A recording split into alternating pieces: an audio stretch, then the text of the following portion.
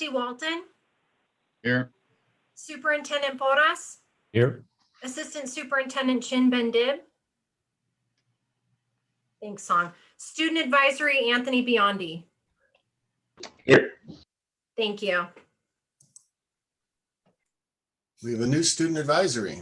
Anthony, Yeah. welcome. Gabriella couldn't be here this evening, so. He's been here before. Okay. Welcome, Anthony. Please rise for the Pledge of Allegiance. Ms. Swanson, would you lead us in the Pledge of Allegiance?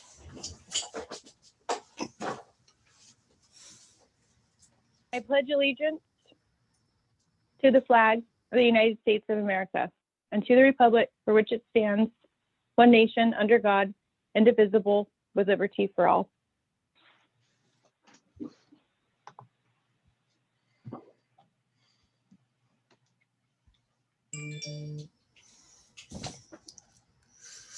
Okay. I need a motion to adopt the agenda, please. So moved. Oh, second. There are no changes on this. We have a 2-item agenda, please. And the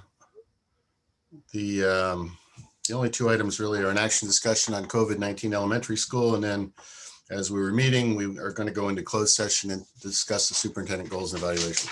Motion was made by Christy Dawson, seconded by Brian. Is that correct? That's correct. Okay, roll call vote, please. Trustee Paff, Aye. Trustee Brian Swanson, Aye. Trustee Dawson, Aye. Trustee Carolyn Swanson, Aye.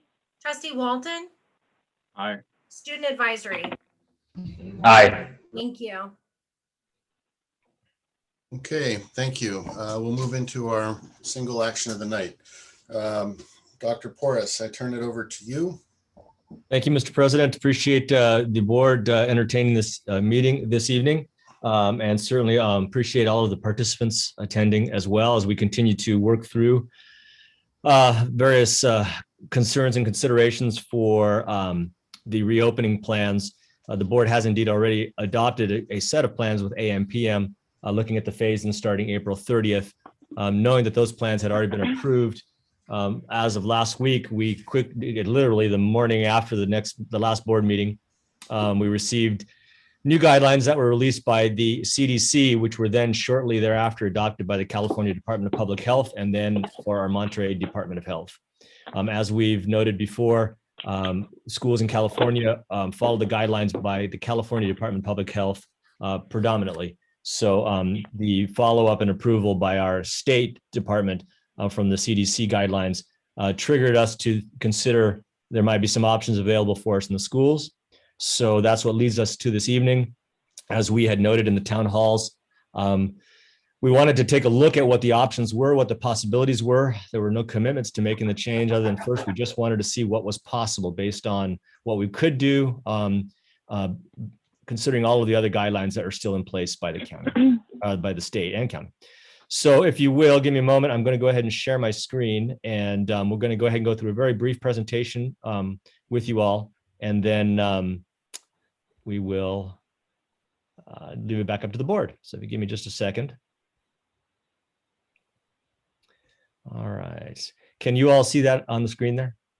Yes, Yeah. thank you. Okay, good. All right, so let's start from the beginning.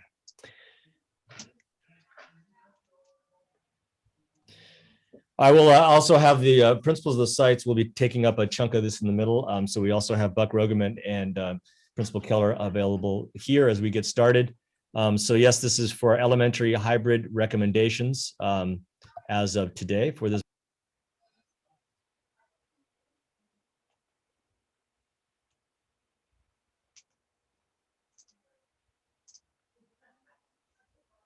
I don't know why I got We muted. can hear you now. Okay, don't know why I got muted. Don't know what happened there. So apologize to everyone. And for whatever reason, the screen is not operating. Go figure. Give me a moment. We're going to try this again. Okay, hang on 1 second for me, if you will.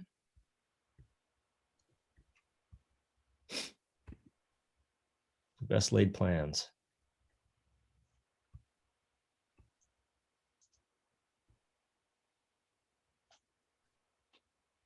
Okay, it's not working for me. Okay, let's try this again. Is that on the screen for you? Yes. Okay, and I'm not muted. Nope. That's good. All right, let's try this again. There we go. We're off and running. I apologize. Okay, so as I started out with, there were several reasons to consider a different plan for the elementaries based on what I mentioned. And the consideration was for an extended day model. And by extended day, referring at this point to a 9 a.m. to 2 p.m. Schedule, although there will be a little bit of an offsetting in order to allow for the different levels of elementary for the primary and intermediate. So it would be possibly 8:45 to 1:45 and then 9 to 2, still 5 hours, but just offset a bit so that we can accommodate. You'll see the schedules in just a few moments. So the California guidelines reduce the recommended separation between students from 6 feet to 3 feet. There are still the guidelines in the health department's regulations around the distance between adults and students to 6 feet. Clearly, this new delineation allows for more students per classroom. If you think of 3 feet, as mentioned in the last board meeting, basically consider an arm's length either way. Arm's length around you of an adult arm, right around 3 feet. This opportunity also allows us to extend the student day on campus from 2.5 hours to 5 hours. And the Monterey County COVID case rates, as you know, are well below 25 cases per every 100,000. Today's, or the reported case rate from the Tuesday report, is 3.8. So not only are we going very quickly through the red tier, the orange tier seems to be on the horizon. I believe it's 3 weeks consecutive to be able to get into that tier. However, we currently still are in the red tier. Okay. So I'm going to go ahead and have Principal Rogeman take it from here along with Principal Keller to go a little bit over some of the localized data, and then I'll come back to you with the page dealing with the survey results. Thank you, Dr. Porras. When you look at the survey results, what we're showing you are two of the critical questions that we asked. What we wanted to find out was, if we did go to an extended day program, how many parents would participate in that extended day program as opposed to choosing the distance learning only option. So the results of that first question are here. At Forest Grove, 80% were choosing the extended day hybrid program, as opposed to 20% that were choosing the distance learning only. And that's 378 total responding out of approximately 389 students that we have at our school. For Robert Down, we had 76% choosing the extended day and 24% choosing distance learning only, with 299 responding to that question. So we also wanted to know, between the AM/PM model and the extended day model, what the preference of our families would be. And so we asked that. If your preference is for your child to return to school, which option would you prefer? At Forest Grove, 81.4% chose the extended day hybrid, as opposed to 19.6% that chose the AM/PM model. At Robert Down, we had 78% that chose the extended day, and 22% chose the distance learning only option. I'll leave that up for just a second so people can see that.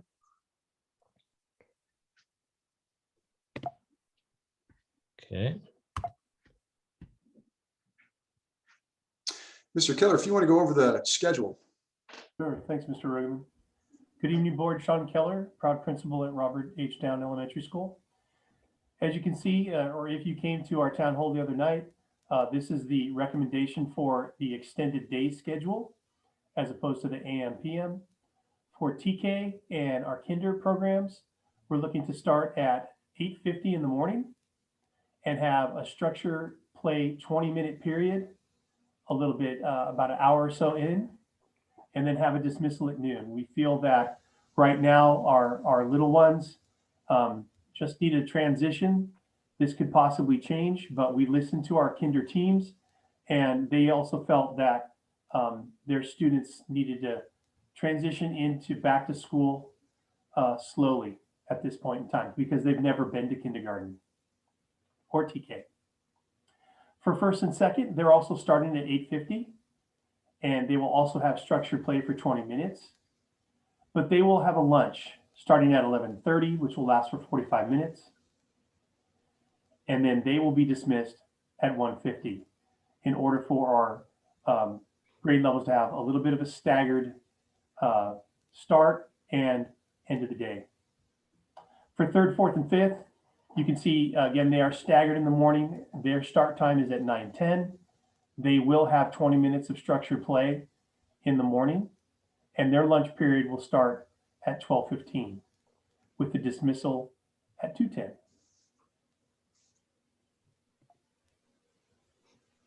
The weekly schedule is going to remain similar to what it is now, in that the Monday day is going to remain an asynchronous distance learning day for all students, so that our staff still can maintain that alignment and preparation, not only among the grade levels within the sites, but also be able to keep the lines of communication open between our schools. This also is the same day where we do most of our IEP meetings. Those are the meetings that we have to address the special needs of our students that have special needs. Monday also is one of the days where we try to do a lot of that special education assessment as well. Tuesday through Friday is when we would be on this extended day schedule. We wanted to give you a glance at what a classroom would look like with about 23 desks in it, separated by three feet. This is a first grade classroom at Forest Grove. We can take a look at the next slide. Yes. You can compare that to what an AM/PM day classroom would look like. When you look at this slide, however, picture students only in every other chair going up the rows. So even though there are desks there for approximately 20 students, there would only be 10 students in this room.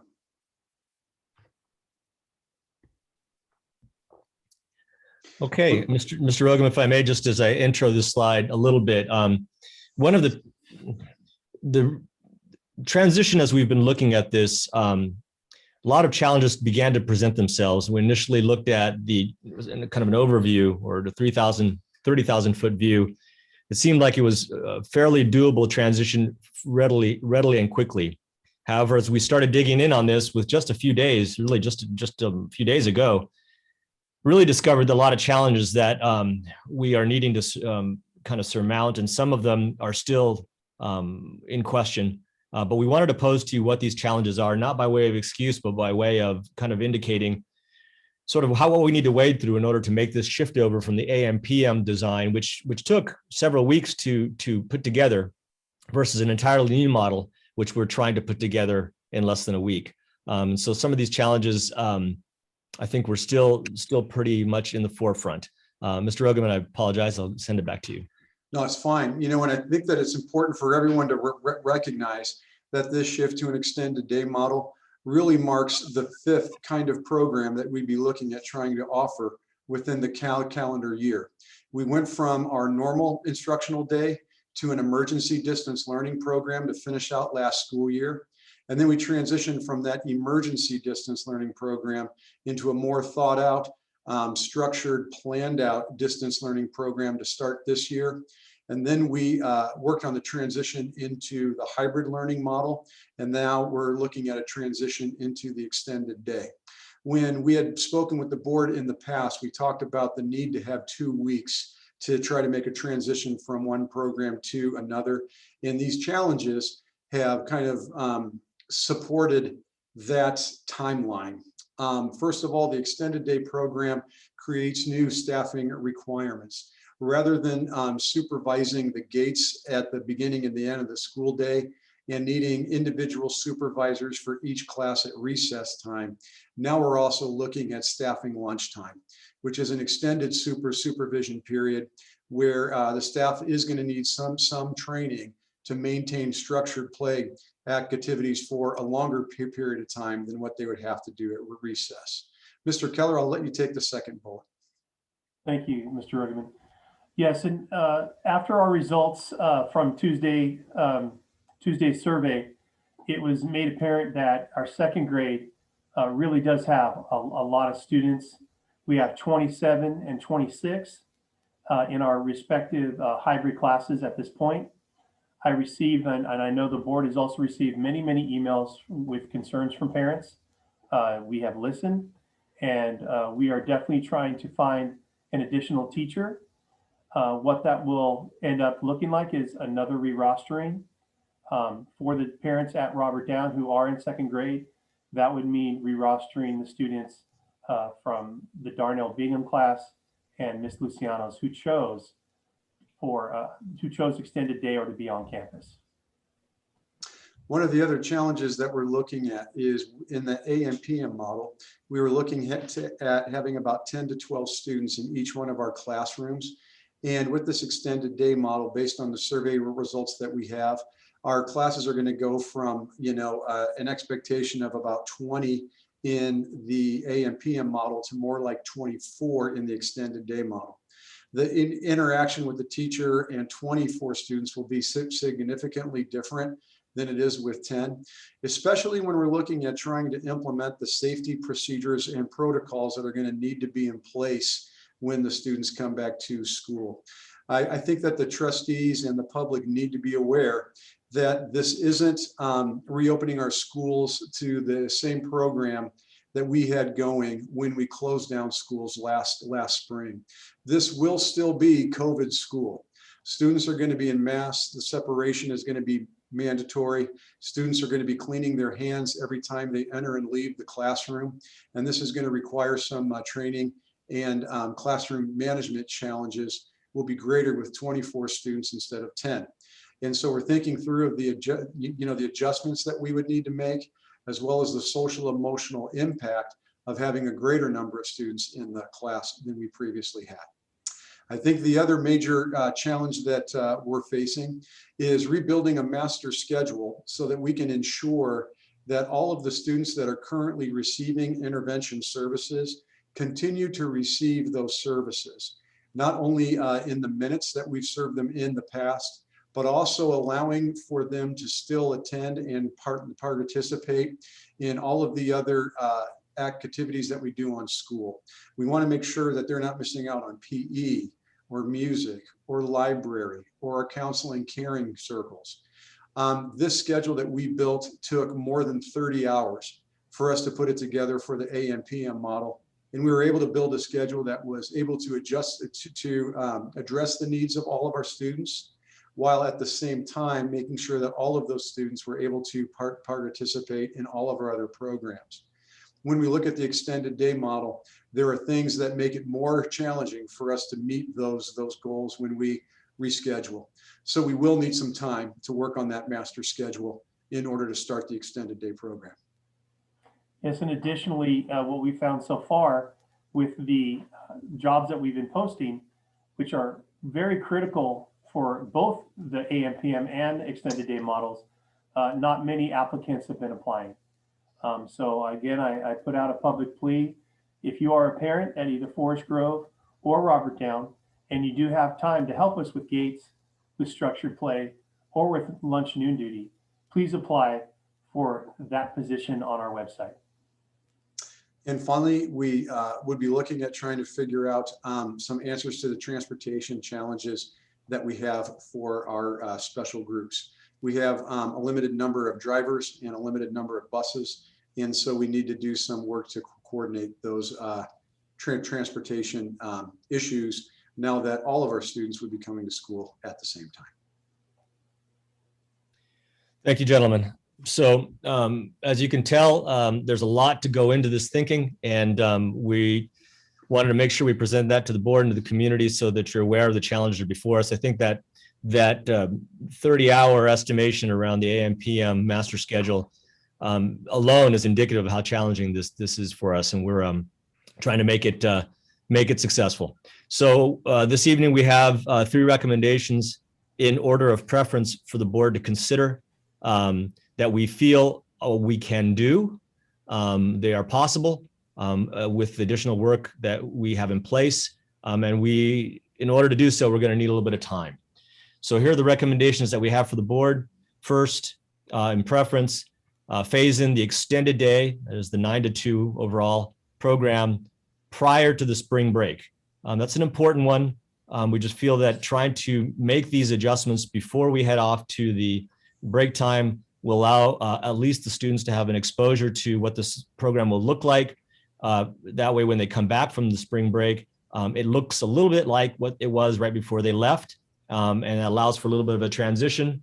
And the before the spring break transition by far is preferable. You can see the dates listed here. The phasing would start April 6th with TK1 and work its way through April 8th to the upper grades. So there's a shorter phasing in time than the AM PM phasing in time. And looking at April 9th being a minimum day. Then we'll have an opportunity to review what happened with staff, kind of make adjustments and get ourselves prepared for the returning to the break. It's important to note that we would continue with distance learning as it is currently until the April 6th timeline. Recommendation number 2, phasing in the extended day program after the spring break. So April 20th, 19th being an asynchronous day, April 20th, we would begin the phase in with TK to 1, April 21st, and then April 22nd through the intermediate grades. Same idea, we would continue distance learning until after the spring break to accommodate the time for planning and preparing. Finally, the third option, stay with the current adopted AM/PM hybrid model, which, as you can see and as you know, begins the phasing in on March 30th through April 6th. There are a greater number of days of transitioning and phasing in between the two. Those are the 3 recommendations that we have for you, Mr. President and board. Again, these were not done lightly. We were working on these well until the afternoon today, and we'll continue to do so. We at this point want to hand it back over to you, Mr. President, and if you haven't, you can direct us from there. Okay, Ralph, thank you very much. Mr. Rogan and Mr. Keller, thank you very much. Couple things I'd like to just make sure I'm aware of. One, we are not in orange, and according to the last purple, red, orange, yellow tier, there's a minimum 3-week time frame. Is that correct? So That's correct. The earliest we could move into that is actually spring break. Yes, it'd be when we return from the spring break, possibly. Now, having said that, it appears the state fudges those. So the last time we needed another week, Yeah. if I'm correct. And they said, no, we counted last week. I don't know. There was no explanation, but they counted it. Am I correct? It was due to the vaccination equity metric that they created for that change, and that's what how they substantiated the shift. Okay. What are the rule changes, Dr. Porras, in orange? There's not very many, actually. Again, it's more based on the business district that's around us. It's allowing a little bit more of opening for them. If you look through the California Department of Health, Public Health guidelines, you'll find that education is actually very limited changes in those tiers. Again, we wouldn't be able to just full open according to the guidelines without the other preventative measures put into place. Okay, and by preventative measures, what do you mean? Masks, social distancing, Okay, all of those. normal measures then. Correct. Mhm. Things that are working and effective. Yes, the testing cadences, all of those pieces are still in play, assuming that schools had opened up with the COVID safety plan on the website. Okay, and if we hit yellow, do you know? Yellow is pretty much a wide open at this point, unless something changes, which we don't anticipate today. It provides pretty much allowances for a lot of liberties to open up school. There are still some of the mitigation measures that are still in place. I'd have to dig in a little deper to give you more accurate information. Yeah, that's fine. Appreciate that answer. Dr. Porras, the only, if we go to yellow or better, I'm not sure there is a better, but if we are in yellow, at what point has the state said you do not need DL this year? Is there any point? No, there is no point. DL is already in the bill all the way through the end of June. Okay, DL is a done deal. Yes, sir. Okay, well, with that, we'll go around the room. We'll go with Carolyn, Brian, John and Christy. Carol?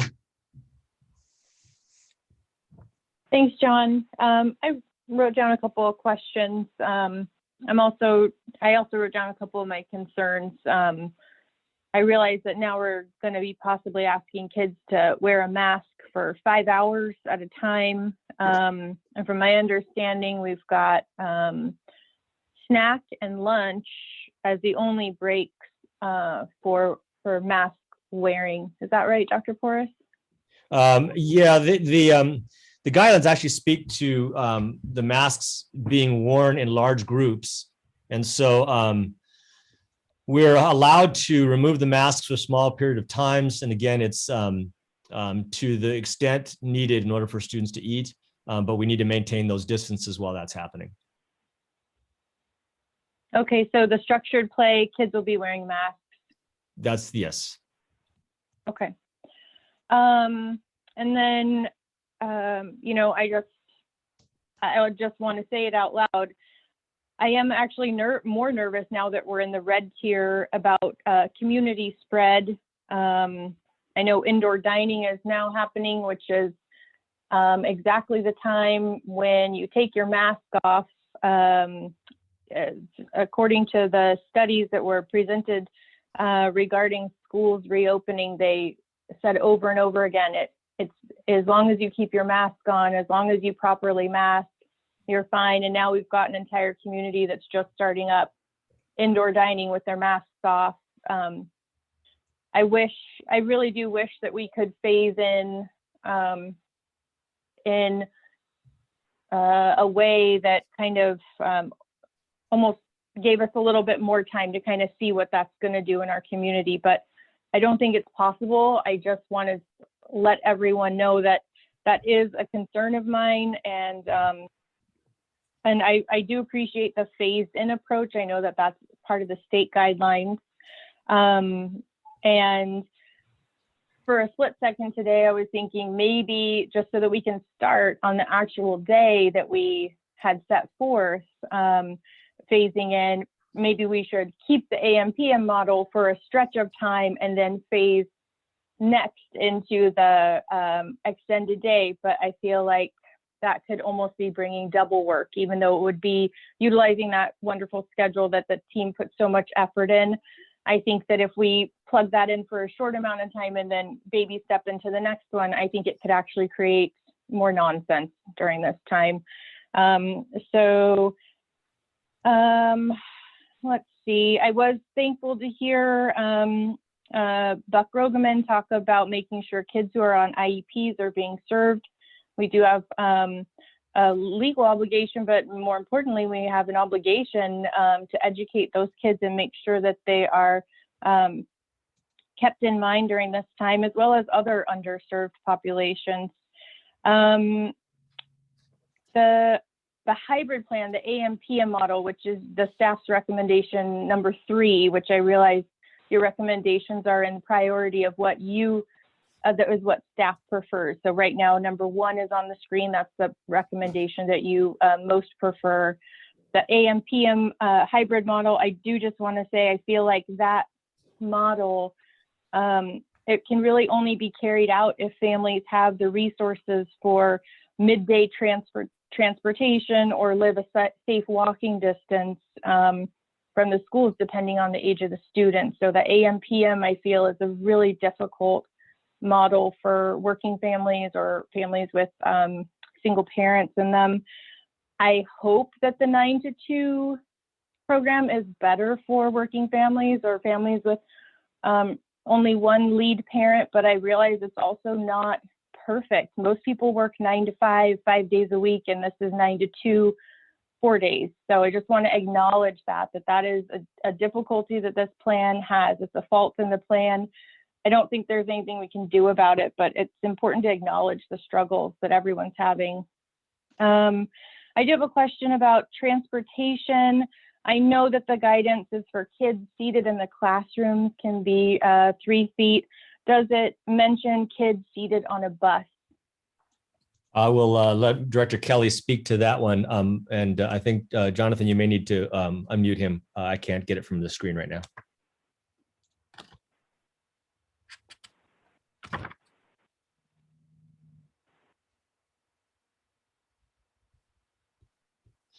All right. There you go. Am I Sound there? like- Yep. So the new guidance only talks about keeping windows open, and doesn't specifically reference the 3 feet. The 3 foot is only specifically a reference under the classroom portion of it. So we're still going by 6 feet.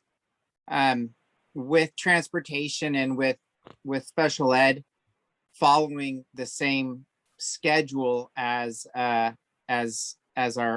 regular education, all 3 drivers that we have will be transporting special ed, and to keep them into separate cohorts. And so if we are able to provide transportation though to regular education, we'd be exposing them to another cohort slash, sorry, Dr. Porras, what's the term they're using now? Stable group. Stable group, thank you. Mhm. They've kind of separated cohort and stable group. We'll be exposing them to another stable group. So we would have to choose what that second stable group exposure would be, whether it be special services, transportation, BSRP, whatever it might be. The district would have to choose what would be the most the beneficial. But I mean, as far as I'm concerned right now, and what we have for drivers, we're solely dedicated to special ed. That makes sense. Thank you, Director Kelly. Mhm. I have regarding the gate drop off and the kind of staggered timing. I'm thinking about families with siblings who have a child who maybe goes in at 8:35 and then also at 8:55. And I believe we're working on having, sorry, that's my dog whining, not me. I believe we're working on having, like, for lack of a better word, a gatekeeper to kind of, as an adult, hang out at the gate so that parents, it alleviates a little bit of that waiting around kind of loss of time for them in the morning if they're needing to go to work. So if you guys can confirm that we're going to have an adult at the gate, and then also, is that going to be, can that be a volunteer or does it have to be an employee? We are currently working with employees and not volunteers. That's pretty consistent across the industry at this point in time, based on liability issues mostly. We're trying to keep that, maintain that consistency. Okay, thank you. And then, are we seeking clarification from the state on whether or not the middle and the high school are eligible for increasing their on-campus time? Can you be more specific in terms of what you mean? Well, I know that right now we're just focused on the elementary increasing their on-campus time. I'm curious if the new guidelines, coupled with district resources, coupled with the other guidelines that we're already operating with, I'm curious if there is safe room in that to expand upon how long the middle and the high school are in person. Yeah, we can certainly play some with the timelines. The difficulty with the secondaries, and again, just walking across the lists of secondaries in the county, 2, 4, 6, 8, 10 secondary districts in the county, all of them have run into this scenario, is how to maintain stable groups. That really is the biggest issue. How do you maintain stable groups in a school day and to the extent practicable? Obviously, the more you begin to mix stable groups during the day, more interchanges during the day, the more difficult it is to contact trace. And the more likely it is as a result of a COVID case that you'd have to close down the entire school versus small cohorts. So right now, there's not a lot in the guidelines that allow us to do a further opening without assuming a significant amount of risk for our student safety. Okay, thank you so much. That concludes my comments and questions. Thank you very much. Brian. Thank you, President Paff. I appreciate all the hard work that's gone into. Brian, Yeah. step closer to your mic. Okay. Thanks, boss. Better? A little better. A little better? All right. I wonder, I'm like leaning in, but I'll just speak up. Something might be wonky microphone wise. I appreciate all the hard work that has gone into this, especially on such short notice. I wanted to just, again, get a point of clarification or a few points as I look at the recommendations here. They're presented in order of preference. Is that correct? Yes, sir. Okay, so, and as I look at the third one, staying with, number 3, stay with currently adopted AM/PM hybrid model. Does that mean that there's no change going forward? We would continue with that through the end of the year? That would be that proposal unless something else comes up later on down the line. I mean, certainly at any time the board can request to take a look at that schedule and make adjustments to it. But the recommendation as it is here is simply just let's finish up the last remaining weeks in this model as it's been designed and ready to be put into place. Okay, thank you for that. And then recommendation number 1, as I understand it, pushes us back about a week from where we originally were, but Correct. brings in more students and allows everyone more time to make the adjustments that they need to make in order to do it in a way that feels safe and structured properly for everybody. Is that right? That's correct. And April 6th, if you look at that date, was the last phase-in date in the previous. So yeah, it's pushed back 7 days or Okay. forward. Yeah. Great. All right. That's the extent of my questions. Some of the comments and questions that came forth earlier with Trustee Carolyn answered some of my other questions and addressed those concerns. So I might have a few thoughts as we roll through this, but I'm good for the moment. Thank you. Okay, Brian, thank you very much. Mr. Walton. Thanks, John. And thanks, Ralph and team, for putting this together so quickly. I know it's a changing landscape. It's interesting. I'm kind of struck, and I know we're all anxious to get students back on campus, staff back on campus. I know most, if not all of us in the community, want life to go back to normal as it was, so to speak, before all the pandemic restrictions and things started. But I guess I still feel that perhaps we're overcorrecting here. I know we spent a lot of time leading up to the last few meetings, many meetings, and a lot of input on coming up with a hybrid schedule. And while certainly it's interesting that we've gone from a 3-foot rule or 6-foot rule to a 3-foot rule, I'm not entirely convinced that that's enough to make me feel like we should just radically change our plan altogether, given the amount of work that went into the planning. That I really believe that the planning certainly addressed safety of staff and students, but and I've said this before, and I'll, I guess, continue to harp on it. I really feel like the plan that we originally came up with, which I believe is option 3, really tried to balance the educational benefits to both the students returning to campus and the students that are still distance learning. And I feel like most of the communication I've seen in the last week has really been focused on the benefits to the community and the students, which I appreciate. Returning to campus, I didn't see a lot of hard data around how educationally those extended hours were going to benefit all the students, because I still think there's a large portion of our students that are going to be distance learning. And I'm concerned that by overcorrecting in my mind and trying to extend the hours as much as possible for the percentage of students and families of those students that want those students to return to campus, we aren't now taking into consideration the impact to the teaching staff and those students that are going to continue to do distance learning for the next 8 weeks. So, I'm interested to hear, those are just my opinions at this point. I know we still have public comment. I'm almost sure that there's going to be a lot of input from the community and hopefully teachers and staff through the comment period. So I'm going to keep an open mind and perhaps reconsider my thoughts on this as we go through this.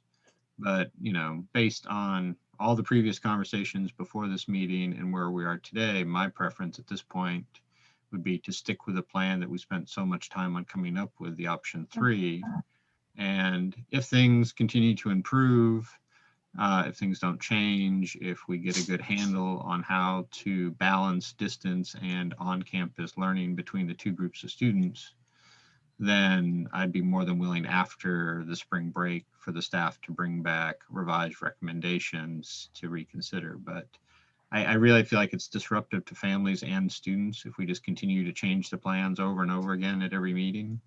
I think that actually in some senses causes more confusion and distress, especially to the students who don't know from week to week when they're going to be going to school, what their hours are going to be.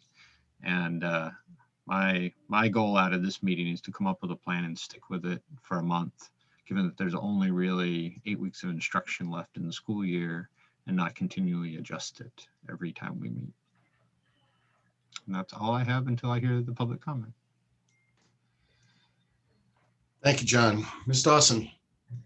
Yeah, I don't think we can overstate how much gratitude we have for teachers and staff and families, the community, the students. 5 plans is, it's mind-boggling. And I remember saying at the very beginning that we were going to be facing a moving target. And I think that those words ended up being an understatement. I would also say when we're talking about changing plans, yeah, we're changing, but we're not changing implemented plans. And I think that's important to talk about. One of the things I was worried about, and I know Carol brought it up earlier about kids with special needs, the English language learners, that different group, and to make sure, because we got a lot of parent comments and teacher comments that those kids with special needs, that to make sure that gets met. One of the things that I didn't quite hear that I was cognizant of is the location of working with those kids. I know there were a couple of letters saying that they'd be out in the hallways and all kinds of stuff. So I'd love to hear about that. Where I would be right now is that we had the last meeting a week ago, we pushed the middle school back faster than they were kind of wanting initially, and they've done beautifully reaching out to the families and talking to them, and here's how it's going to be. I think we are finally getting back to where we wanted to be. And again, if people don't feel safe, DL is there, and that's an incredible opportunity. What I feel like is I'm excited. And, you know, it got a lot of wary voices and concerns, which I think is logical after the year plus we've been through. But I think it would be fabulous to get the kids back. I don't want to do something for a few weeks and then do something else, even though we've had these plans and the hours and hours, 30 hours to do it. It hasn't started. It doesn't mean it wasn't a ton of work, but the little kids aren't doing one thing and we're expecting them to do something else. So I would like to stay as close to the first choice that looked like it reflected lots of parents. I don't see it as starting a week later. We were hoping to be phased in by April 6th, and we're actually phased in, correct? Or is everybody there by April 8th? Or is it only 4th and 5th grade? No, it's April 8th. Everyone would be there. So I don't know why we're hearing it's a week later. It's 2 days after what we had hoped for. Because before I thought by April 6th, and that's what we shared with the middle school and the high school, that everybody would be pretty much functioning by then. And we ended up with the middle school being fully, all students involved and full on by April 7th. This has everybody by April 8th. I see that as 2 days later, not a week later. So I'm very much supporting phase 1. Phase in recommendation number 1. Thank you. Okay, Ms. Dawson, thank you very much. Well, with that, board, I'd like to just go around one last time, we'll just continue around with Carolyn, Brian, John, Christy. There's multiple things that were already said. If there's anything you'd like further clarification on, I think now's the time to ask. Carolyn? I appreciate the opportunity, John, but I would just love to hear from the public at this point. Thank you. Brian? Well, first of all, I adjusted my microphone. Is that any better? Yes, thanks. Yes, much Good. better. All right, great. So, secondly, Trustee Dawson, I apologize for my ability or inability to manage the calendar in my brain. You're right. It's not a week, it's a couple of days, and I appreciate you pointing that out. I did just, I'm often just writing kind of random thoughts in the margins as we're going through these meetings, and I did want to share this one. To me, it's important, and maybe to other people it's important too. When I think about the administration and the teachers here are people that over the years we've trusted with our children. And I think for a lot of folks that are here, that's one of the reasons why we are here, and that we need to give great consideration to their experience and their expertise as it relates to how and when we bring all students back. And I want to emphasize all students back. My concern, I do have concerns about the intervention services, and I want to make sure that those students are taken care of.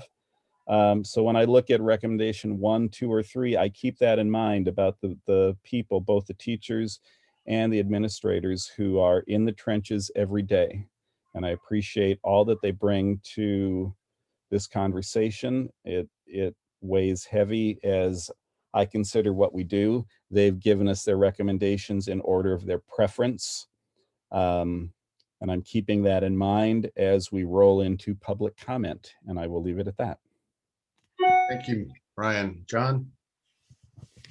I don't really think I have much to add. Like everyone else, I look forward to public comment. I hope to hear more from the teachers that we're expecting to effectively implement this teaching plan for both the on-campus and distance learners. And like Brian said, while I appreciate what the parents, being one, and community would like to see to get back to normal, I'm extremely interested in educationally which of these plans the teachers see benefiting the students they teach the most.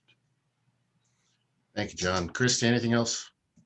I'm just eager to hear from families, and I was in the generation that when, as women, was the first time we worked and tried to parent at the same time. And they found long-term effects that if the mother was happy to be back at work and the kid did not suffer a lot, and if there was a lot of nervousness and anxiety and angst, kids absorb that. So I'm hoping as we move forward, of course, we have to be aware of what goes on in the world, but these are little kids, they're not aware of the 5 different plans and the back and forth, and they're probably just ecstatic at the thought of getting to go back. So I'd love to hear from parents. Okay, thank you very much. I'm going to make 2 comments here very quickly. One is Mr. Walton touched on, keeping it going where we are and moving another time. Board, I would have a significant problem with making it another change somewhere in April. So wherever we end today, to me, you're going to have a hard time convincing me to move further. Yes. So with that said, we'll go ahead to public comment. I have a number of people up. Public comment. My expectation is we will run a little long. I'm just going to go ahead and set the timer initially at 30 minutes, and then we'll figure out from there. Is that acceptable? Is not. Yes. Perfect. Ms. Nguyen. Oh, I'm sorry.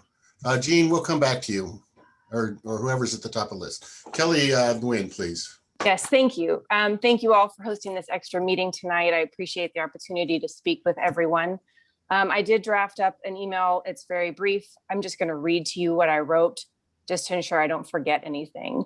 So it seems like the perspective of people that work in healthcare has been missing. And if I might be so forward, that is my area of specialty. So I'd like to speak from my perspective as not only a parent, but as somebody that works in healthcare.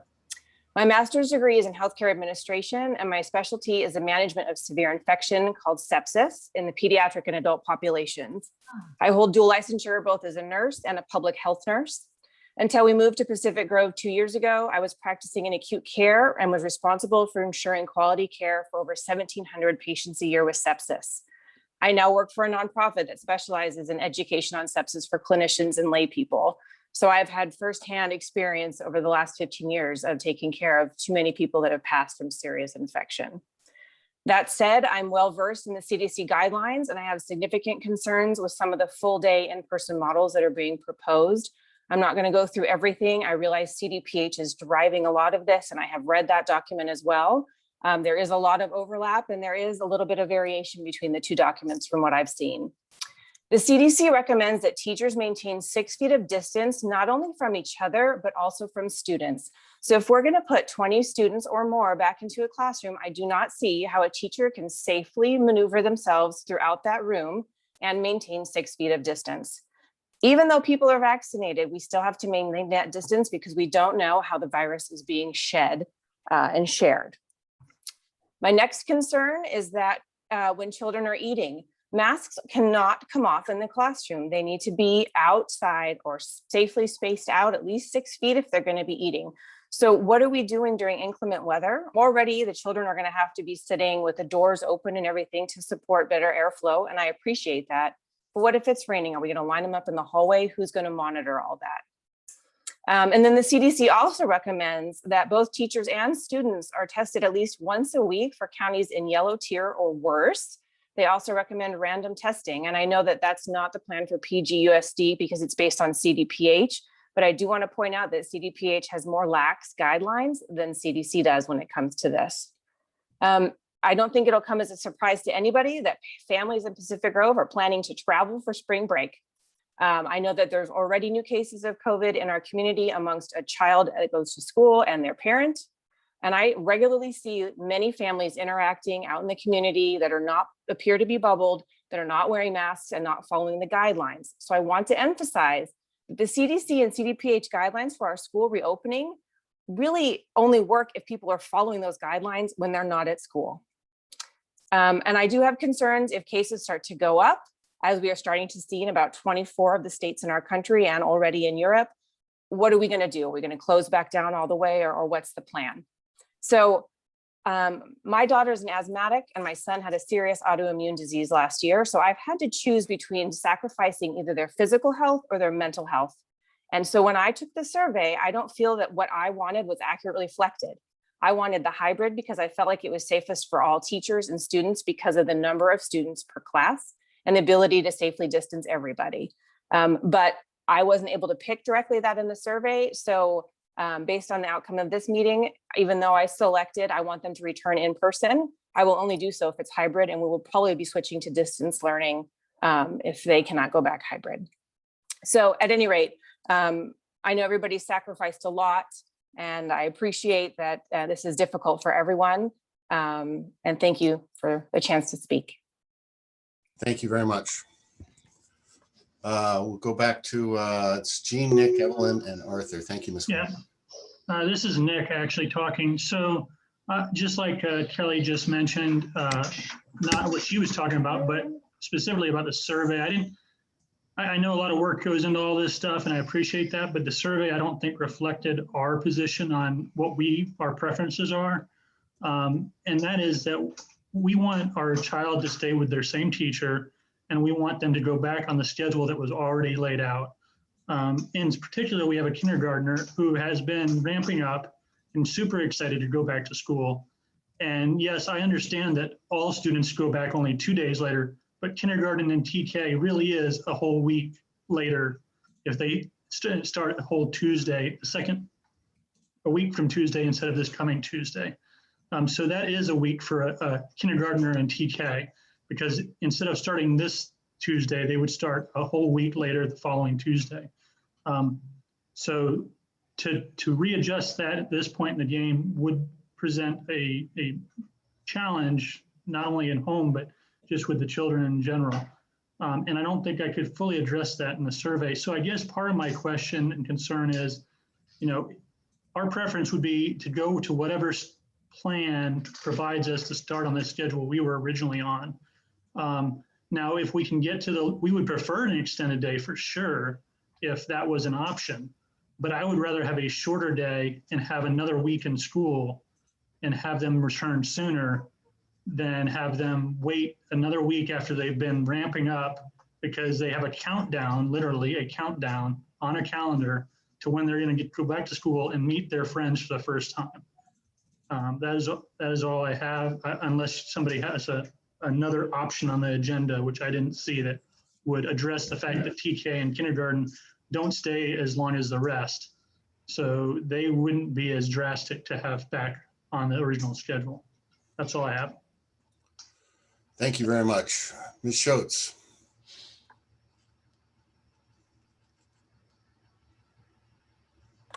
Hi there, good evening. Thanks for hosting this meeting.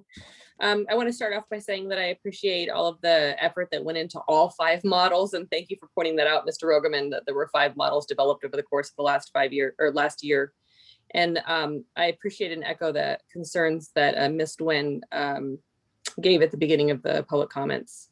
I also appreciate the comments that Trustee Walton gave regarding distance learning and the fact that they seem kind of left out, I guess, of this conversation, and encourage the board to adopt one plan that would be in effect no matter what through the rest of the school year. We have a very short time, and these children are being thrusted into different models and options and dates, and it seems like it's too much confusion, and I'd like to encourage that we stick with one plan. I have 2 questions. One is kind of smaller, which is the survey results were a little confusing to me. The numbers of respondents in the first question appeared to be significantly smaller than the numbers of respondents in the second question, which I thought was a follow-up question. So that was a little odd to me. Maybe I misunderstood. And my second question is probably my main concern is which distance learning, or which teacher rather, would students stick with given model 1 or 2? Essentially, when would the re-rostering begin? So I understand we're staying with the distance learning model until whichever hybrid model is selected. When does the teacher changeover happen given any number of those models? Thank you. Thank you, Ms. Schultz. Parents and teachers, I've directed Dr. Porras, I've asked him to take notes down, and what he can answer after we have public comment, he should attempt to do so. Not all of it will be answerable, and some of it's more comments. Ms. Schultz, thank you very much. Monsieur Golnaz.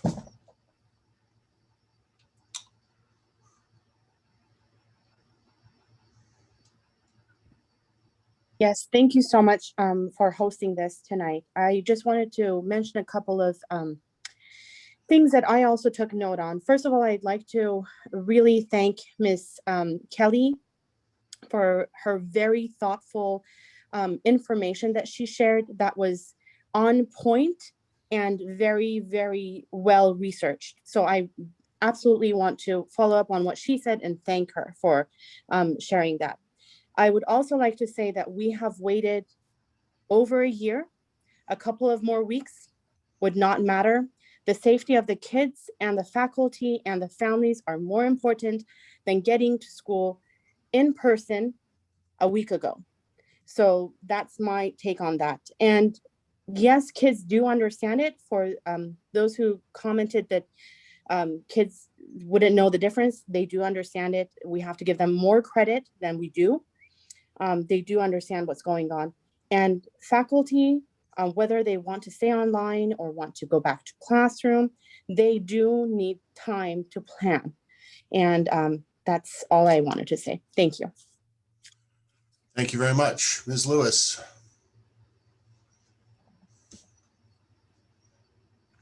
Hi, thank you for giving me this moment to share my opinion and just state what our family has been feeling right now. And I think we are, I have a kindergartner and a 4th grader, and looking at the proposed schedule that is preferenced right now. My daughter, who's in 4th grade, will go to school for 1 day before spring break, 1.5 days. My kindergartner will then be pushed back a whole week.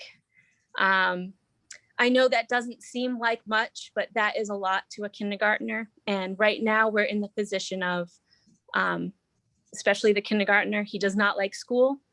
We wanted to end on a really good note and go back to school and have a good experience. And it just seems we keep changing it on them, and it's been very stressful and disheartening for our family right now.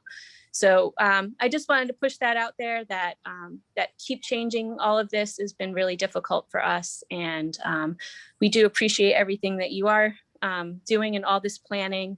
But this has been very difficult, and to push it back another week is a lot, for at least for my family. So thank you very much. Thank you, Ms. Lewis. Ms. Quindamil.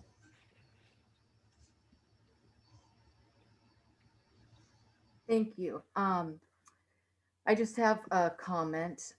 Once the board voted to implement the AM/PM model for elementary, many hours, as was stated, went into making a really, really good master schedule. Mary, I'm sorry. I'm going to interrupt just for a second. I can barely hear you. I apologize. I'll shut the clock off too. Okay, so let me see if I can turn my volume up. Thank you very much. I appreciate that. Yeah, does that help? Yes, thank you. Okay, so anyways, I'll get to the good part. We made a really, really good master schedule. Anyways, it included all specials like music, PE, library, resource, speech, OT, ELD, and intervention. And here we are looking at changing things again, which means that we have to then change and make another master schedule. As a former special ed teacher, a current intervention teacher, and a parent of a special ed student, I feel compelled to advocate for this population. I know that everything has pros and cons, and I just want to make sure that the board and families know the trade-off if we switch from AM/PM to an extended hybrid. With extended hybrid, students will be able to eat lunch at school and have about an hour and a half after lunch on campus. Wonderful. The trade-off for that is, in the AM/PM model, there will be only 10 to 12 students in the classroom, allowing teachers to walk around, give instant feedback to students, and see actually what they're doing, what's on their paper.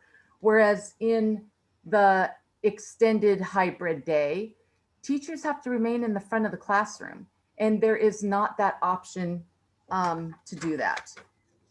I also wanted to say that all students in the AM/PM model will be able to remain receiving instruction from their teacher with their peers and get services outside of that time. And so this lends itself to not only privacy, but also the ability to focus on their service instructions. In extended hybrid model, students will be logged in to their services in the classroom, where their classroom teacher is instructing their peers around them.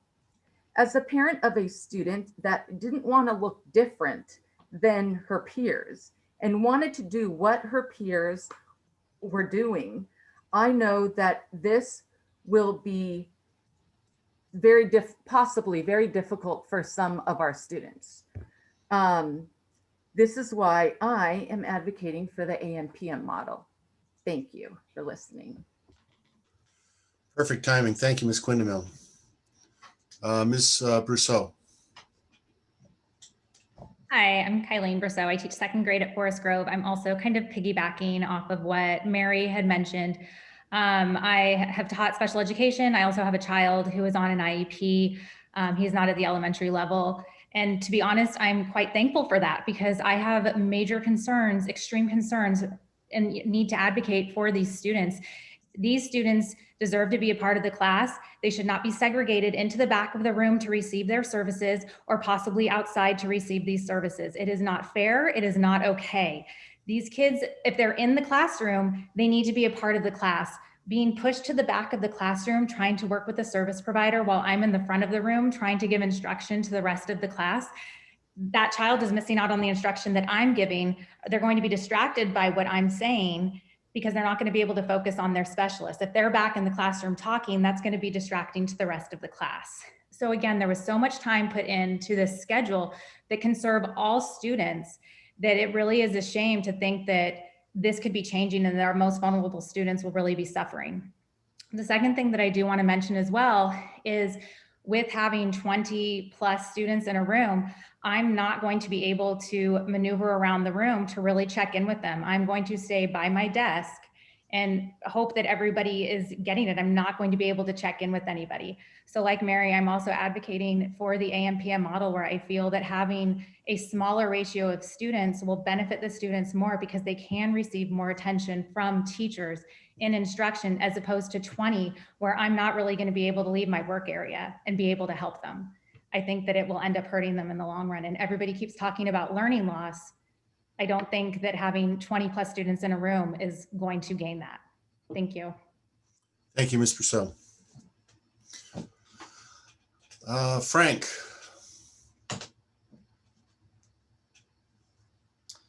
Thank you. I first want to say thank you to the entire board and the faculty and staff of our community. I'm really impressed with how much work you guys have put in for our children of the community. So thank you for that.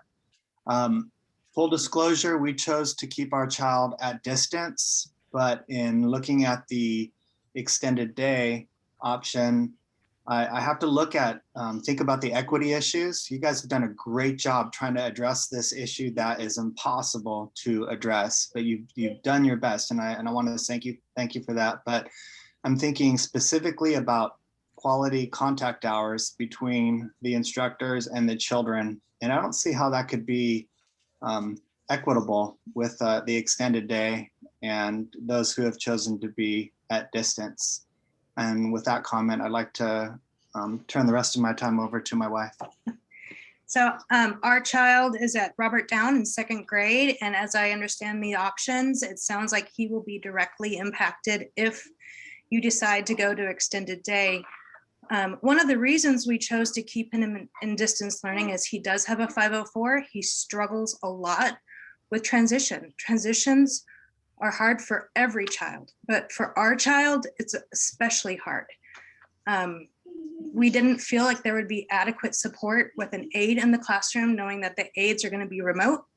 So we felt it would be better for him to be distance learning, stay with his teacher, stay with what he knows until the fall, when the fall can be consistent. That was our hope. And now we're seeing another change, even though we're trying to keep it consistent. So I just want to really point out that we have kids who are on 504 plans, who are on IEPs, who need this consistency, and doing another change last minute, like we've literally had this like, what, 3 days, it feels like. And we've done so much work to make a plan.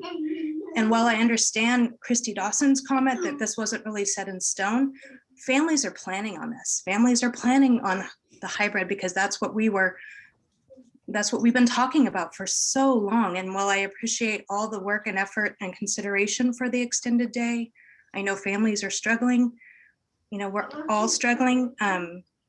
It just feels like this is really rushed and we're not really prepared to implement an extended day program. And now we see even more change, even for the distance learning students. And that just has me being really concerned for my child, concerned about what it's going to look like, even though he's staying home, and what it's going to look like for other parents who are struggling with IEPs and 504s and other things like that too. Thank you very much. Thank you. Mr. Hazen.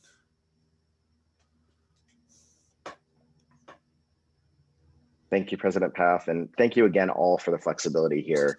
The rate of change has been extremely quick this year, and I thank the teachers, staff, and administrators for fighting every day on adapting to this. And I appreciate the fact that the amount of work goes in with the increased town halls and board meetings, especially board meetings almost every week, it seems now. So the problem is that constancy is not in our cards right now. And so I had two comments based on what was, or questions and comments based on what was said earlier.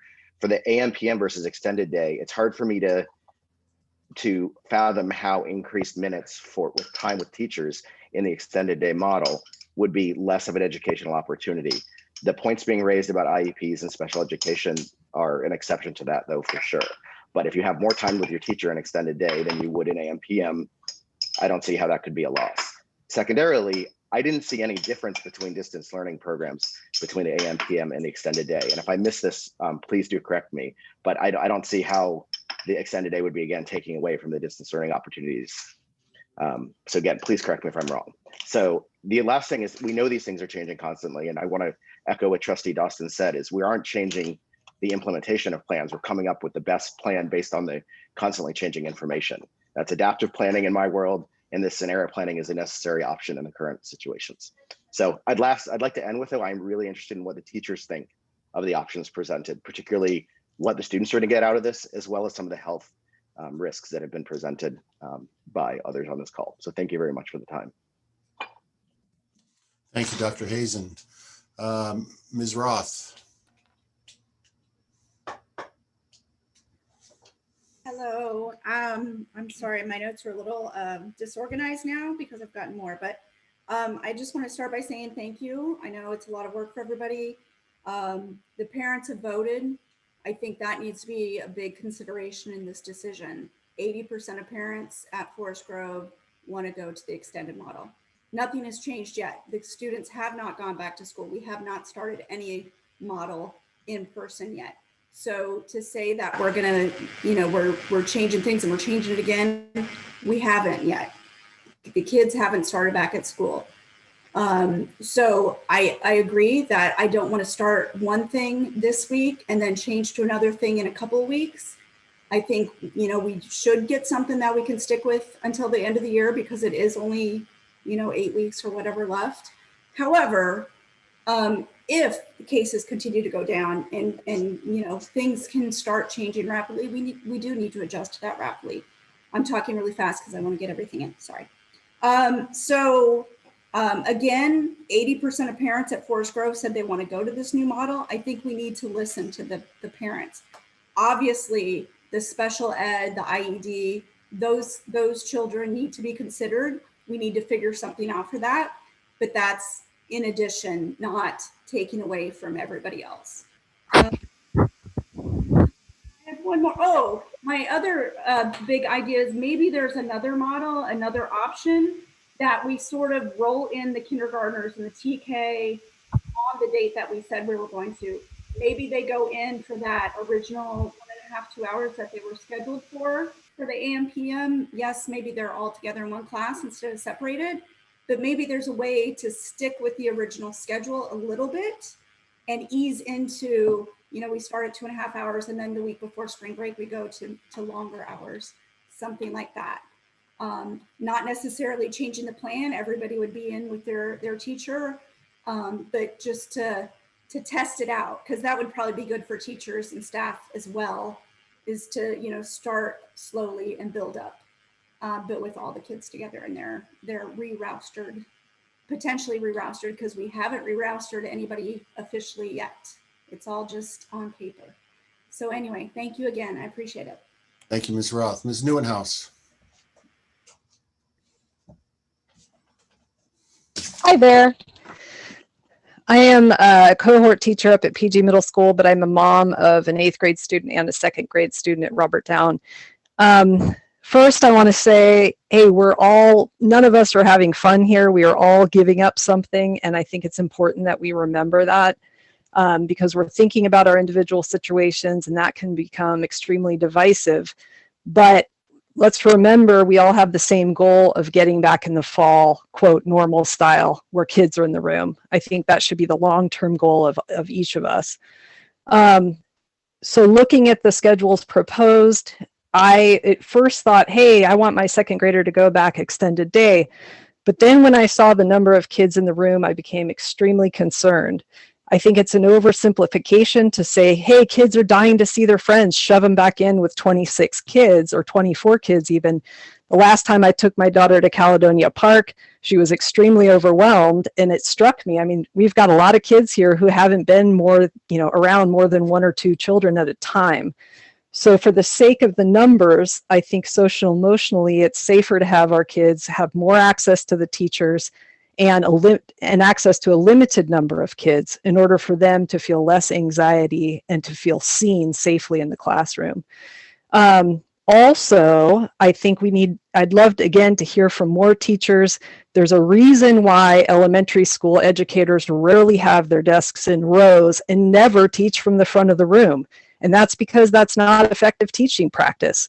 So if that's what's being asked of teachers, and if we could, I'd love to hear a straight up yes or no. Is it true that teachers would have to be in the front of the room and in rows?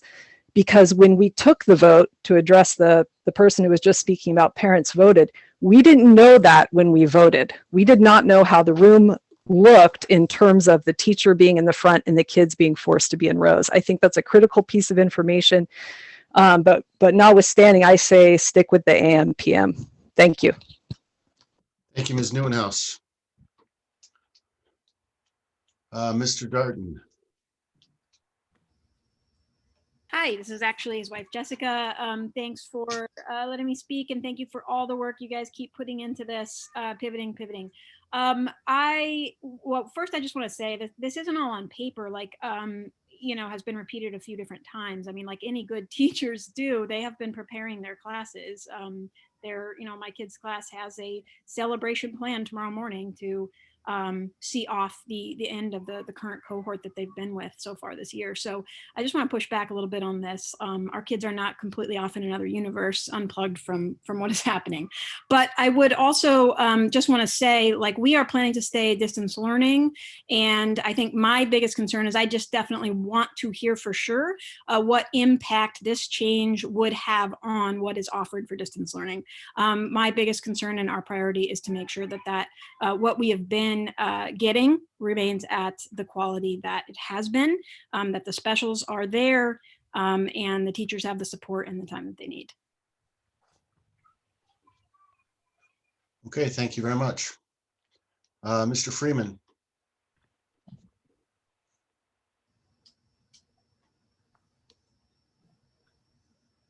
I like everybody else, thank you again for all the work on this. It's an incredible amount of planning.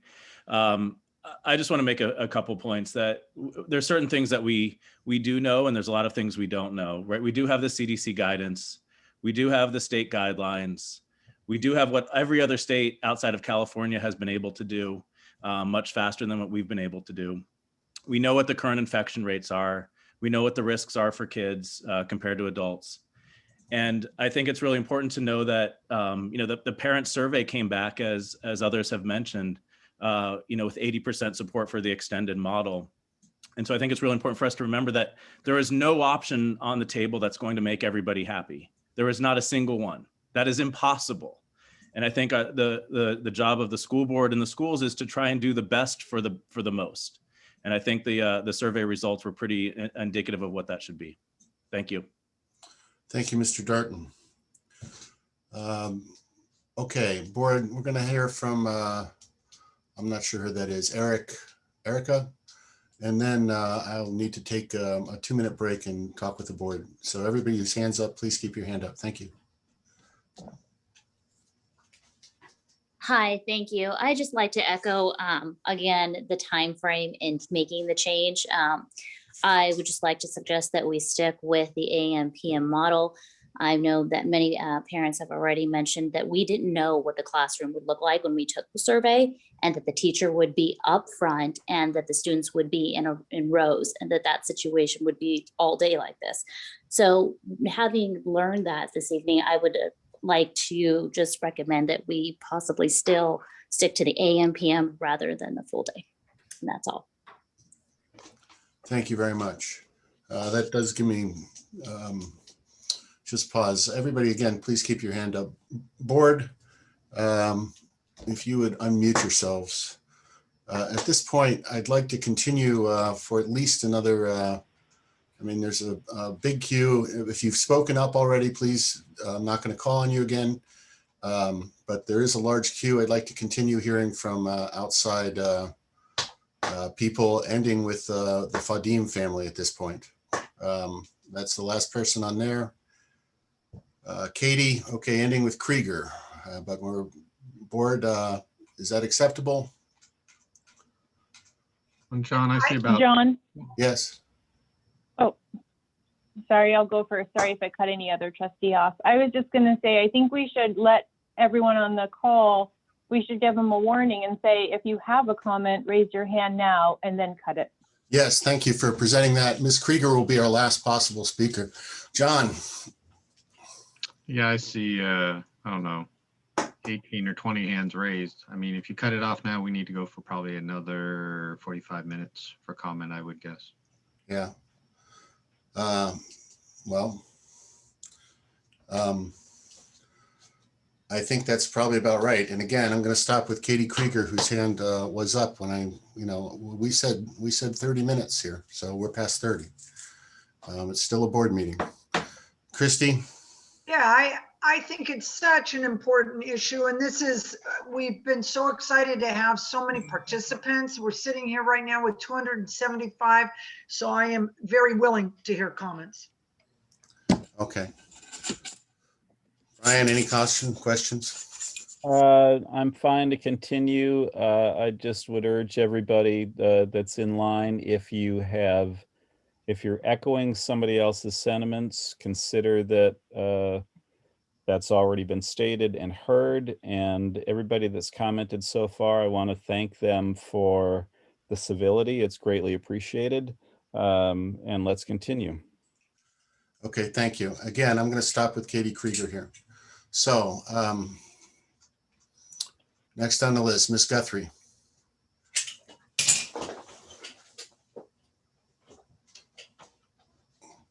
Also, thank you. Please, as Brian said, if you're echoing someone else, please acknowledge that so we're not here forever. Thank you. Thank you, Trustee Path. We have a third grader and a middle schooler. My original, during the push to do AM PM hybrid, I decided that my kids would do all distance learning. And part of the calculus for that was that this hybrid schedule was so short. So 3 hours and lunch in between, it didn't really seem that beneficial. Even if my child could get in front of a teacher, it's not, it doesn't work well with our family, with two parents trying to work, and then trying to get one child to school, try and come back and get the other child engaged in their class. So when I was approached about this extended learning, it sounded very exciting to me because it was much more of an opportunity for my child to benefit from that face-to-face with the teacher.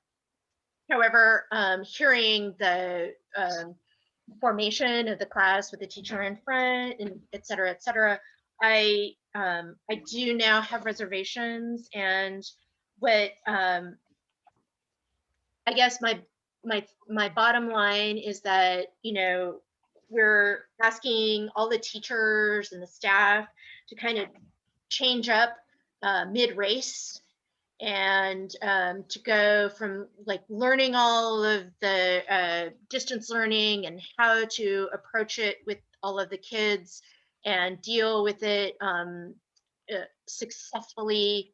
And it seems like with just about 9 weeks left, it doesn't seem that worthwhile to move everybody into a different lane. mid-race. And that's all I have to say. Thank you. Thank you, Ms. Guthrie.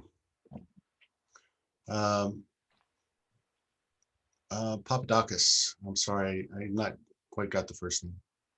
Thank you. Yes, Ms. Papadakis, thanks. thank you. Thank you for taking my comment. I just wanted to state briefly that, yes, I am echoing what other parents have said is regarding staying the course. I prefer the third option, the hybrid, that our teachers and students and administrators have been planning for.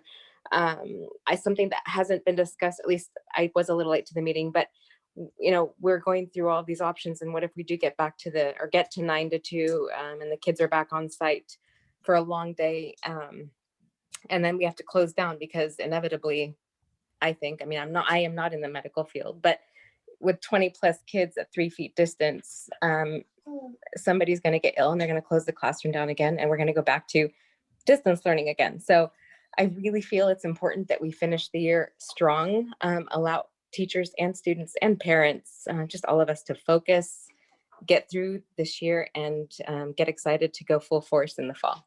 Thanks for taking my comment. Thank you, Ms. Papadakis. Ms. Ortel. Hello, thanks so much for your time. First of all, thank you to everyone who is involved and has moved really quickly to make these changes after the CDC guidelines were changed. I think it's critical to move fast right now when we have so few weeks left. I want to show my support for the extended day program and remind the board of the 80% who support this plan. And I also want to say it's disappointing that the extended day program will also stall our start. That possible delay should have been relayed in the town hall this week so that parents could wrap their heads around that change. Overall, given the 3 choices, I hope that the board selects option 1 to give our kids the most amount of time in class and start the soonest. I have numerous friends who are now able to participate in on-campus time due to the extended day option because of their work schedules. Our working parents need a real viable option to send their kids to school, and the extended day option is, the closest to being able to provide that. Thank you. Thank you, Ms. Ortel. Ms. Phillips.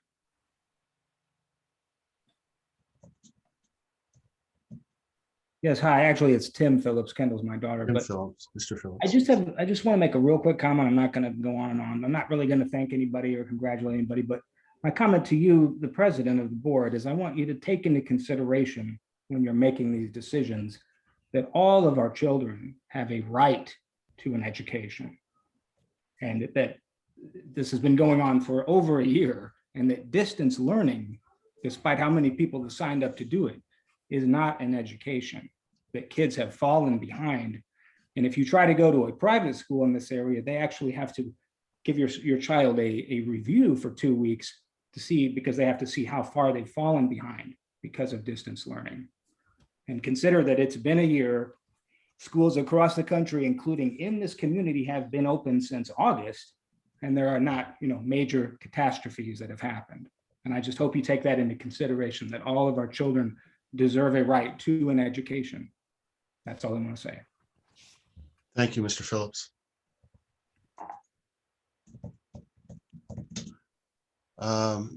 Ms. Sanchez. Hi, thank you. I am a 5th grade teacher at Forest Grove, and I also am a parent of a 1st grader at Forest Grove. And I kind of wanted to speak to both ends of that. As a teacher, we've been doing distance learning, for a year.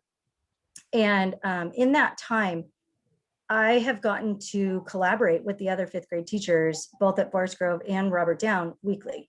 Our lesson plans are the exact same. The content we are providing is the exact same. The delivery, the online resources, the conversations really are the exact same. And that will continue as we go into whatever next model we are going to go into.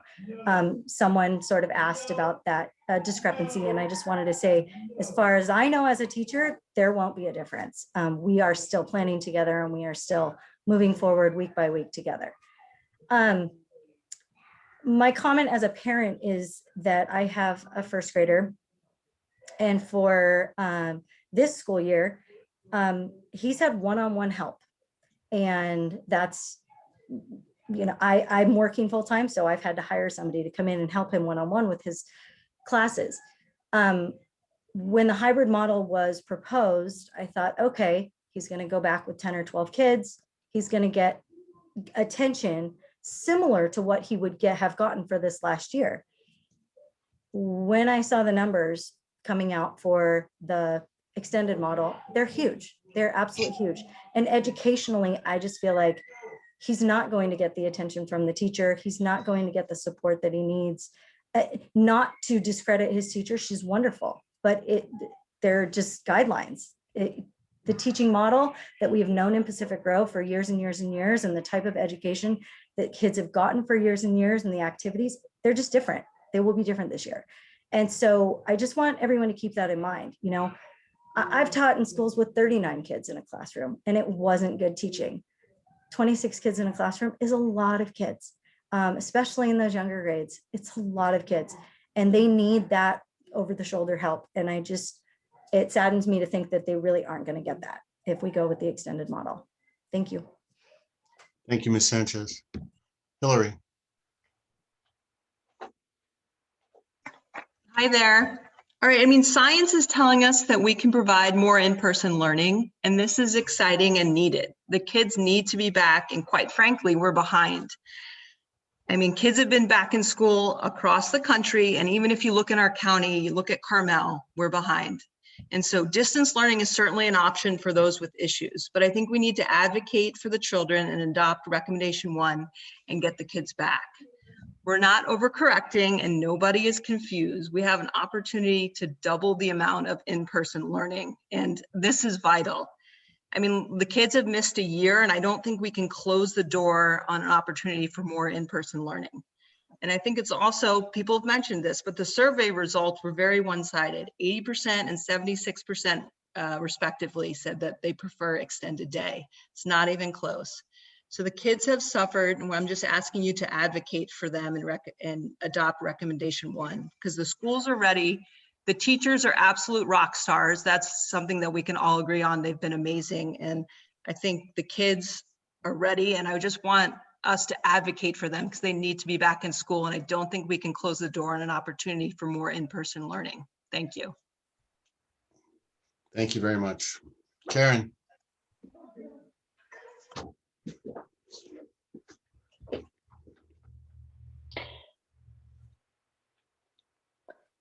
Hi, everyone. Thank you so much. I would like to thank you for holding the town hall before taking the survey.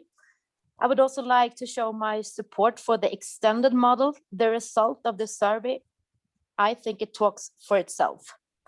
The town hall was held before the survey, and the principals were clear about the amount of kids in the classrooms.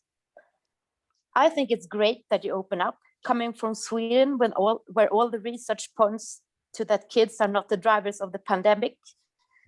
Kids need the social interaction, perhaps more than the education for the last 7 weeks. And I am totally aware of that the education and the social context would look the same as it did before COVID, but can't stress enough how important I think for the kids to go back to almost full days. Thank you so much. Thank you, Karen. Ms. McCarty. Hi there. I just wanted to speak as a teacher. I know there were a lot of comments asking what the teachers are thinking. And I think that, we teachers agree with you that we all want the kids to come back to school. That would be ideal. I think that right now, as we're thinking about this, it isn't we want them to come back to school or we want to stay home and not work from school. That's not really the issue. I think the issue is when I was going to have 10 kids in my class, the potential to get around and do that instruction with them where they weren't missing out was going to be so much more than today. Even I just found out it's grown from 4 kids just since they took this survey. Now it's 4 kids more. So I'm going to have 24 first graders And it is difficult, even without COVID, it is difficult to get around to that instruction for those 24 kids who this year especially have been missing on being in person. So we're going to have to teach all those social things about how to behave in school and what the expectations for school are, along with here we have now, you can't play outside with your friends. We're going to walk together in this group and this group, and then we're going to stand over here and stand, this far apart to wash our hands. And so there's so many more things that are coming along with reopening school that I think it creates another layer of anxiety for our kids to have to deal with.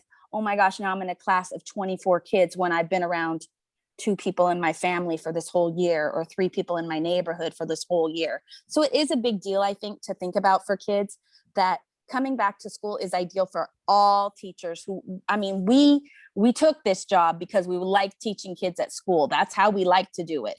So I'm not saying that I don't want to come back to school. I just feel like for kids in our AM/PM model, it just seems that it is a better potential for them to get the services that they need, especially our kids who need those services to help them experience school like everyone else. So I didn't like the comments where people were saying, well, for those special kids, they can do distance learning because everyone else needs school too. It's not really that. We look at the whole school as our school. And so in order to meet the needs of all of our students, we need to look at what works for all of our students. And so if this model doesn't work for our kids that need that special extra input and extra support, then this model doesn't work for our school, because our school is all of those children. I just wanted to make sure everyone understood that. Thank you. Thank you very much. Ms. Gobert. Thank you very much. I just wanted to address another equity issue with school reopenings. We've talked about equity concerns when it comes to students with special education needs and 504 plans, but there's also an equity concern when it comes to the level of income. I'm a working parent, and my working day is from 7:45 until 4:45. And with this notice, I've tried to arrange before and after school care for my 2 children. And I quickly discovered that it simply does not exist right now in Pacific Grove. And it costs, if it does, it costs exorbitant money. And as much as I would love my children to go back to school full time, I just simply cannot afford that. I have to keep them distance learning because the daycare that they currently go to, I can afford. It's far away. I cannot bus them to the school. I guess my biggest concern is that with the extended day model, we're creating a bigger achievement gap based on income and based on family situation. And that's not what public schools should be about. Thank you very much. Thank you, Ms. Gobert. Ms. Luciano.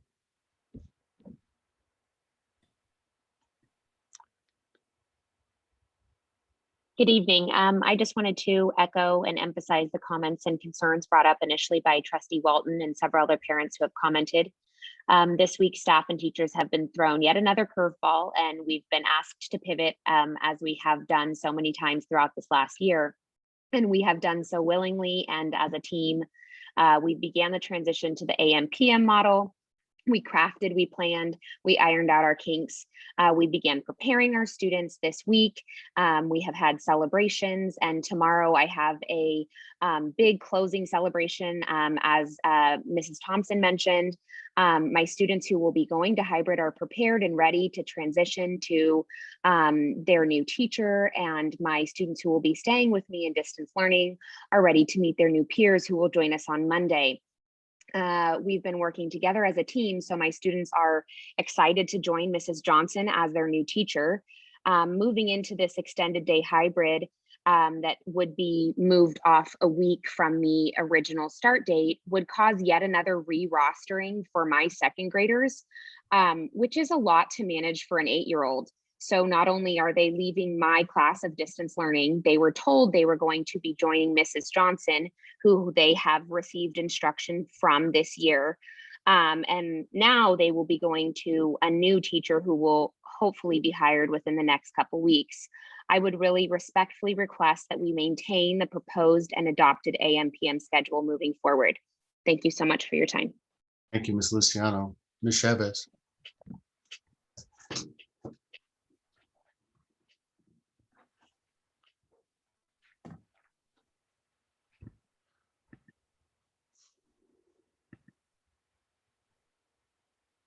Perfect. Thank you. My name is Erica Chavez and I teach at Robertstown Kindergarten. You can see my friend back there. I want to echo some of the other teachers have said here, and I'm ready. I've been excited to see my kids. We've also been counting down in kindergarten. We're having our Wacky Wiggle W party tomorrow, counting down, and my room is ready for whoever's coming on Tuesday. And I'm excited, but I do have to comment in response to some of the other comments about kids having a right to an education.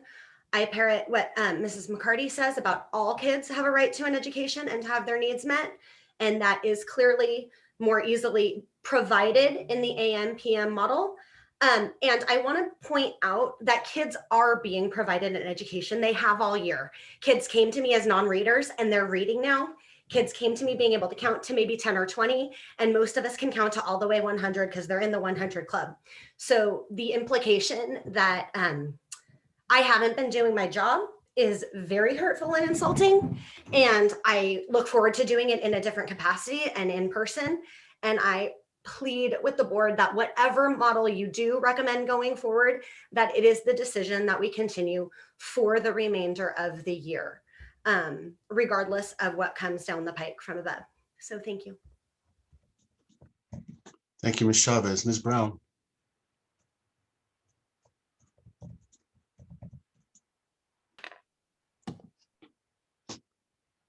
Hello, can you hear me? Yes. Yeah, I just wanted to comment. I was a parent at Forest Grove before the COVID happened, and then after COVID happened, my husband being essential worker, first responder, I myself being an essential worker, we had to make decisions about how we were going to approach education.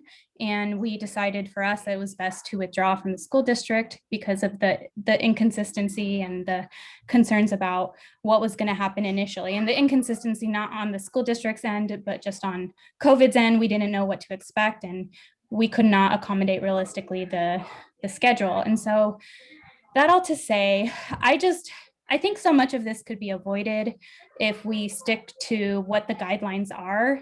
I think I understand there's concerns. You can't please everybody. We all know that. And at the same time, I feel like we have to also understand that the state guidelines are what they are. And right now, in our state's constitution, it says that children need to be provided in-person education. And that all being said, and I'm sorry about my background noise, I'm going to close my door.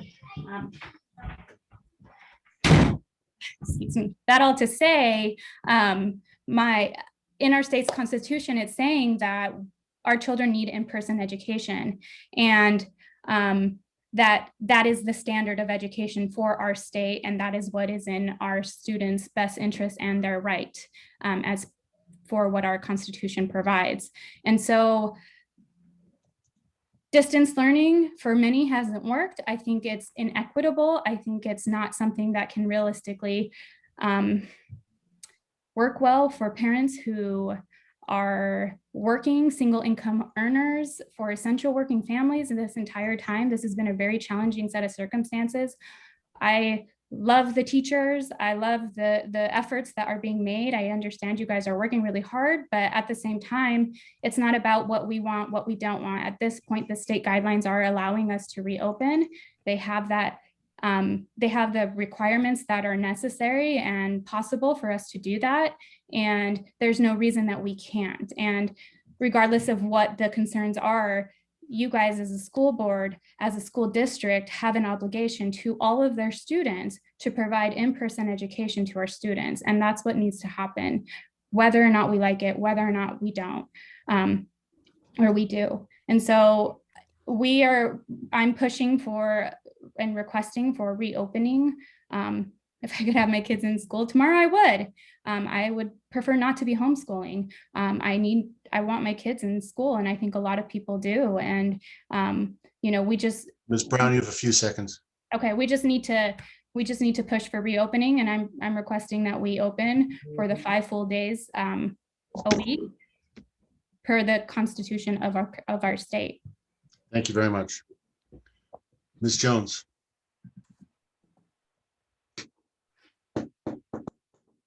Good evening. Can you hear me? Yes. Hello? Yes. Can you hear me? Oh, great. Okay. So I have just one comment, well, sort of two. I'd like to echo the concerns that many people have shared about extended day, but specifically, I wanted to comment about masks, no masks during eating. I have these concerns both as a parent and as an employee, but specifically as an employee, I've been working with a few of the distance learning support cohort students, and I've seen firsthand the challenges of attempting to keep the kids apart when they're eating. So to that end, I fully support staying the course with option 3, the hybrid AM/PM model. That's all I have to say. Thank you. Thank you, Ms. Jones. Ms. Perkins.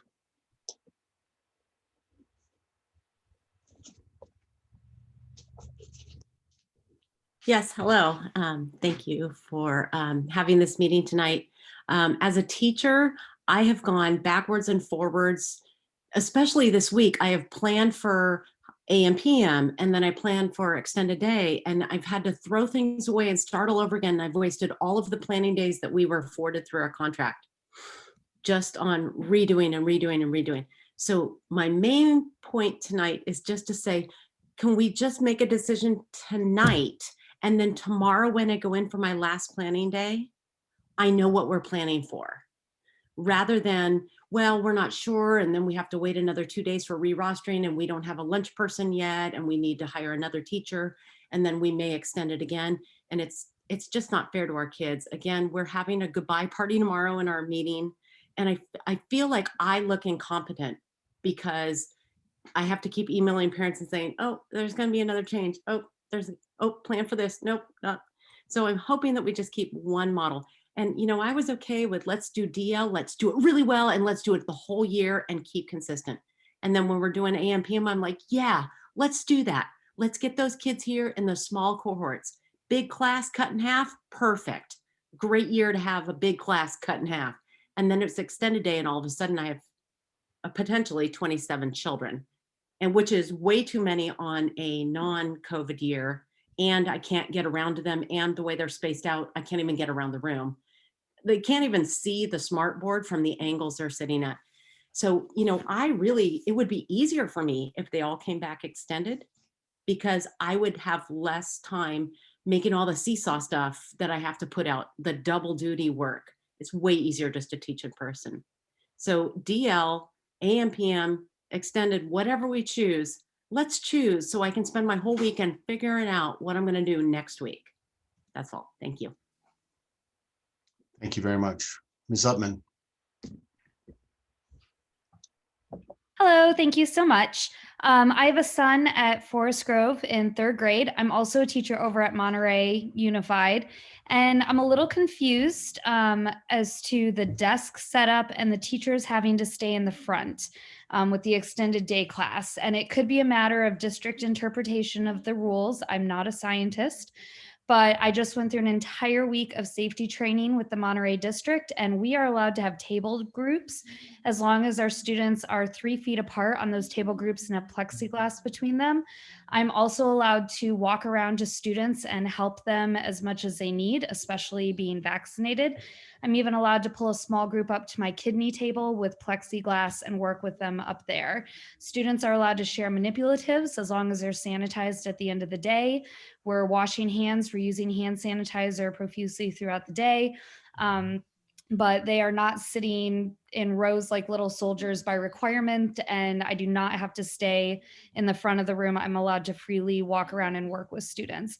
So I know that that's a concern that's come up several times with parents, and I would encourage the board and the district to maybe talk with other districts and see what they're doing on that, because just, you know, a couple miles away, it's very, very different in Monterey with how the physical setup of the room is. So just putting that out there. Thank you.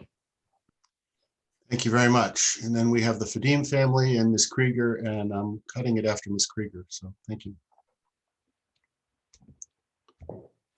Hi, I'm Tanya Fadum. I'm teaching first grade at Forest Grove. And I just wanted to say that I love my class so much. We've worked really hard to build community. We've put our heart and soul into distance learning. We've put blood, sweat, and tears into our AM/PM hybrid planning. And just echoing that it's really hard to imagine how with 24, 25 students, how we're going to be able to maneuver and still maintain those 6 feet of distance. And maybe I'm confused about the requirement, but that's what I understood was the requirement. And I also agree with Ms. Perkins that we just have spent a lot of time going back and forth and lost a lot of our good work with our students. And we're really excited to do whatever, but we need to know what that is so we can proceed. Thank you very much. Ms. Krieger. Oh, hello. Thank you so much for your time tonight. I'd like to just share that the AM/PM schedule provides a really outstanding framework for a successful reintegration into school life. Our students have been out of school for an entire year. The AM/PM model means that the students get a lot of individualized support from their teachers. They have a chance to do things that like to move a little bit because they are not so tightly packed into the classroom. The extended day model means that we're going to have longer days and a lot more time with our students having to sit, having to keep their hands to themselves, having to stay in that seat for 4 hours or 3 hours and 45 minutes, depending on the schedule, is really hard for elementary students. The last thing I'd like to say is that the AM/PM schedule provides excellent support for our most vulnerable learners. Our ELD students, our resource students, our intervention students can stay with their gen ed peers for the entire school session. And then during those asynchronous hours, they get that individualized support from their ELD teachers, their intervention teachers, their resource teachers. This is a great way to help our most vulnerable learners to make up for some of the things that they have missed. And I think it's an excellent opportunity for our students. So I'd just like to share my thoughts with you on that. Thank you very much. Okay. Thank you very much. Board, at this point, you know, when 35 minutes ago I said we're already at half an hour, we've now been in an hour 5. I have 7 hands up, one of whom is speaking twice. I'd like to go ahead and bring it back to the board. So Ms. Pelk, Keeley, Ms. Roden, Ms. McCullough, Ms. Selfridge, thank you.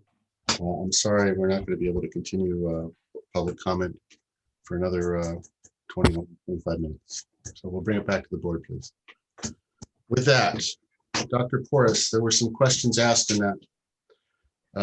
One of them, either you or Mr. Rogaman or perhaps Mr. Keller, could you comment on the IEP plan right now? I wasn't, which question specifically, IEP plan? Well, there was a comment made about students in the back of the room and how that would work.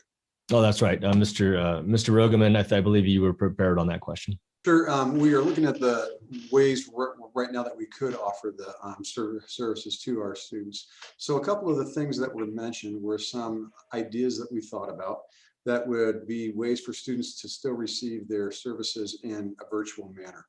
One of those was possibly having students sit in an area of the class separate from the rest of the students to get their services. We also explored the option of students possibly being outside the classroom if that was going to create too much of a disturbance. This afternoon, we met with our service providers and started to think of some more creative ideas that could possibly be models for us to have those services delivered to our students. Just as we're going to have recess supervisors that would work with that group of students that are within a single class, one of the options that we could have is our service provider work with a group of students that is from one class, pull them out, serve those students in an outdoor setting with an adult present, and then have those students go back into the room. That would closely model what we currently do in a regular school day.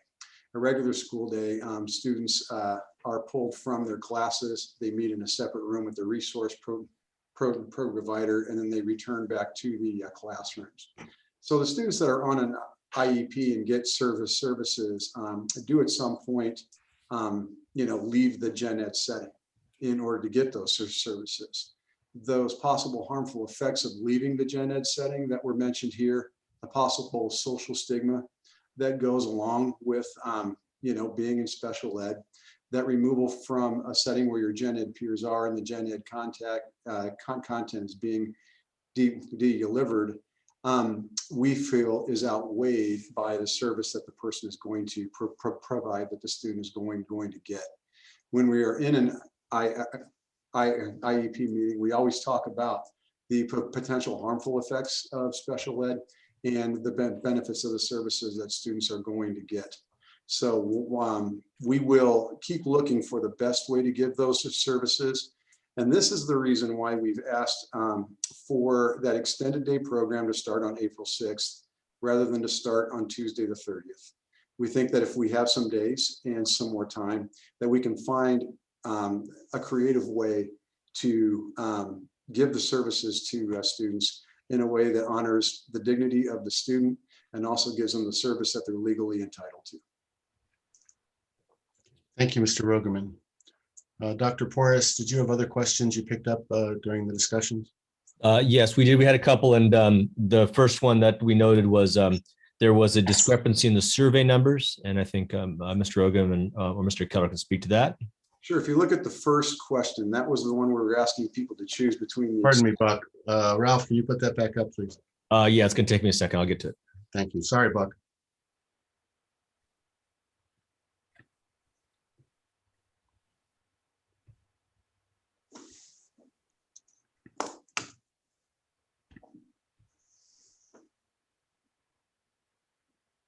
Okay. Thank you. Go ahead, Mr. Rogan. So I logged back into our survey, and for that first question where there was 378 total responding, that was really close to the total number of students that we have enrolled at our school at this time. I think the number is 389. So basically almost every single person that took the survey responded to that question for us, choosing either the distance learning or the extended day, knowing that they would have to get rostered from that question. For the second question, when we're looking at that extended day hybrid as opposed to the AM PM hybrid, the number of folks that we had that responded to that was less, that we wound up having about 315 total that responded to that. So when you look at that, the 389 total responding, that number for the second question is not correct. That's more accurate for the first question. The total number of people that we had respond to that second question was about 315, which just indicates that about 60 of the people that took the survey didn't answer the last question.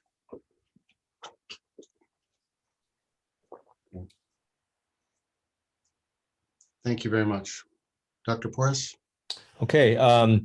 The next question was about if we look at options 1 or 2 for extended day, when do we expect the teachers to then change their rosters or change the students that they work with?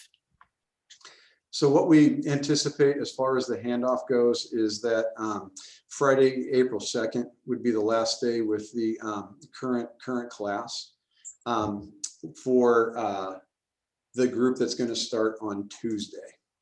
For the group that's going to start on Wednesday, we would look at a final day with the current class being Monday or Tuesday of that week. I think probably a better answer to that question is to talk about the way that we did it for the AM/PM model. What we did with the AM/PM model is we let our teachers at the grade levels look at the start day for the live instruction. And then based on that start day for the live instruction, the teachers at the grade level told us what would work best for the grade level as far as the handoff day for those classes. And so I think that that approach is probably the best one to take if we do an April 6th start, rather than me trying to hypothesize at the board meeting. I think we leave that in the hands of our grade level teams, and that they would establish the last day that they would see the students. Thank you. Dr. Porras? Okay, and then the last one, there were a lot of comments and questions along the way. The last one was repeated several times, and I think Ms. Upman had spoke to it a little bit. This is in regards to what's allowable with the teacher moving in the classroom. Yes, the guidelines speak about a 6-foot distance between the teacher and the students. However, a lot like what happens with these sections in the high school, where you maintain your cohorts to the extent practicable, teachers are allowed to move within the classroom, come up to a student, work with a student, as long as their masks are on. The discussion is more about limiting that interaction to the extent possible or practicable. So if a teacher needs a few minutes to meet directly with the student and go over some work, that's permitted and allowed. And the teacher would just move back to another student or keep moving around. It's that too much time with just one student for a long period of time is the concern. The 6-foot distancing obviously is the greatest measure of safety, but there is movement around allowed. Tables are allowed as long as students are 3 feet apart from each other. So in the PGUSD example that was given, I saw the picture that their superintendent shared. It's essentially just the way that we have our rows, but they put it into a circle and the students are far enough away. The plexiglass is sitting in the middle of the table as an extra mitigation piece. I asked a little bit about, well, how does that deal with airflow? And the trade-off was, like we had discussed previously, plexiglass in a room disrupts airflow. So you have to take that into consideration, and which one do you go more towards? But that was just another separate mitigation piece that's put into play. But yes, students may, obviously, if there are more students in the classroom, the difference between having 10 students and 20 students, it's going to make it much harder for a teacher to find the space to roam around with students and try to minimize that contact time just because there are more students around. It will be a little more difficult for sure. Okay, thank you very much. Did you pick up any other questions in there? That's about it. Okay. Well, board, we'll bring it back to us and continue on in that. And we'll just follow the same pattern that we had earlier. Carolyn, Brian, John, Christy, Ms. Swanson. Thanks, John. Yeah. Yeah, thanks. So I have so many thoughts right now. I think in the name of brevity, I'll be quick. And I do have one question, actually. I have a question for Ralph. The presentation of the recommendations, the 1, 2, 3, after hearing the comments from staff tonight,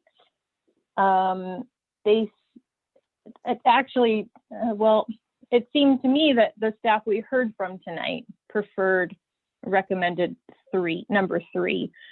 Now, I realize that's a very small sample and you guys have been working hard on this recommendation. So I just want to confirm with you, Dr. Porras, that the staff recommendation is still is number one. Bring them back on the extended day program, phase-in approach before spring break. That's the recommendation coming from the sites to us. And what we, again, as we presented, this is what we feel we can do based on the change in the recommended guidelines. And that's what we're responding to. But that's the order that you see in the presentation is the order that we discussed with the sites. So yes. Okay, it remains. Okay, I realize there's some details that maybe some of the families wish were in the surveys, but there was such an overwhelming majority of folks who opted for the extended day plan that I feel like even if there was a margin of error where the added information may have swayed folks, and knowing that teachers can deliver, I liked that term, over the shoulder help. So it was a good visual. It sounds like teachers can give over to the shoulder help. I think with 80% of the families roughly going for the extended day, I think with the staff recommendation also being the extended day, and with our updated state guidelines, you know, for this entire process, before I was on the board, but just as attending meetings, I know that we've always looked to the guidance because none of us are health department officials, none of us are medical professionals. We have had to rely on the guidance, even sometimes when the guidance makes you scratch your head. This is the guidance that we have right now. So I really do want to have Buck and Sean make sure that those the kids who are getting services. I know that right now in the AM/PM model, kids are getting virtual services, and it sounds like in the extended day, they were kind of trying to also keep those as virtual services, but are realizing that with the extended day, it's more appropriate or maybe even more possible for that to be delivered, like Buck was saying, perhaps outdoors, but less virtual, actually, more direct. So I'm sorry, I'm kind of rambling. So I really hope that continues, that exploration, because I am a parent of a special child, a child with exceptional needs who qualifies for an IEP. And she is very aware. And the idea of any of those kids feeling alienated or just having it be so brought to the attention of the class, you know, kids are so very aware of these details. That does absolutely make me cringe. And I realize it was just the first blush of a brainstorm idea. So I'm not holding that against anybody, but please do look into making that something so that kids can actually benefit and not be harmed in the process of getting those services. Anyways, long story short tonight, sorry folks. Like I was saying, the overwhelming majority of families, the staff recommendations, the guidelines, to me, it's hard for me, but they add up to making a recommendation. I am in favor of number one, the extended day program. I almost feel like I should say, I'm sorry for saying that, but that's where I am right now. Thank you, Ms. Swanson. Mr. Swanson. Well, as Carolyn had said, and I understand even the way you phrased it. These are imperfect solutions. Like I said before too, though, I know our staff and I've watched over the last 6 years our teachers approach all these different things and the different challenges that have been presented to them. I can say with no reservations at all that when it comes to priorities, it is the students of this district and finding a way to bring the best to everyone as much as possible. And sometimes it's what's for the greater good, and we may have to make an adjustment here or there, but you know, these are things that our staff and teachers lose sleep over. There should be no doubt about it. There are people lying in bed at night till 2 o'clock in the morning, and I know that for a fact, that are trying to figure out how do we make this better. And it has been a difficult year. And I know it's been a difficult year for our staff and teachers and for the parents and students and everybody. But I trust the people that I've sat across tables with for the last 6 years, who I've talked about all these different things for the last 6 years. And I have faith in them when they come to me and my fellow board members with the recommendation. And again, it may be imperfect, but when they say this model is what we prefer, I'm going to go with that because I know where their interests and where their heart is, and it's with the students and what's best for everybody. And knowing that, I'm going to support their first recommendation, and I will leave it at that. Thank you, Mr. Swanson. Mr. Walton. Thanks, John. Yeah, I appreciate all the comments tonight. It's great to see everyone at this meeting engaged. You know, I think there were some interesting things said. I won't, I guess, address each of them. I will just say in general, I think the survey is useful and the parent input's obviously very useful. The schools are here to serve the students, and the parents are a critical aspect of that as the parents of those students. But it sounded to me like there was some confusion about the survey, and some of the comments I heard tonight caused me to feel like some of the parents are now reconsidering their choices on that survey based on a better understanding of the plan. That may or may not ultimately change the numbers, but I think as a school district and as schools, our job is to serve all the students, whether it's the students that come back to the campus, whether it's the students that have special educational needs, whether it's the students that choose to continue to do distance learning. And with all due respect, all the opinions of everyone wanting to return to normal, based on what I think is the safest for the students and the teachers, and based on what I feel is the most equitable approach to an equal education for all the different groups of learners, not just the students perhaps coming back to campus and getting more hours, but also the students that are going to choose for whatever reason to do distance learning. To me, it sounded like the best option is option 3. So I would still be in favor of that one. Thank you, Mr. Walton. Ms. Dawson. Yes, I appreciated the phrase this evening, staying the course. And for me personally, as a board member, I feel like we're charged for over a year with trying to get our kids back into the classroom. I thought that the comments tonight were informative, highly articulate, but it's a sampling and it's people's opinions, and there were very strong opinions voiced. But we have to go back to the 80%. I have total faith that the admin and the staff will rise to the occasion on the very best way that they can all do that. And we are moving towards, with option 1, the closest thing to what we will encounter in August of this year, hopefully all back to normal. So I'm giving my personal word that we're going to make this choice tonight and stick with it the rest of the year. And I am all for option 1. Thank you, Ms. Dawson.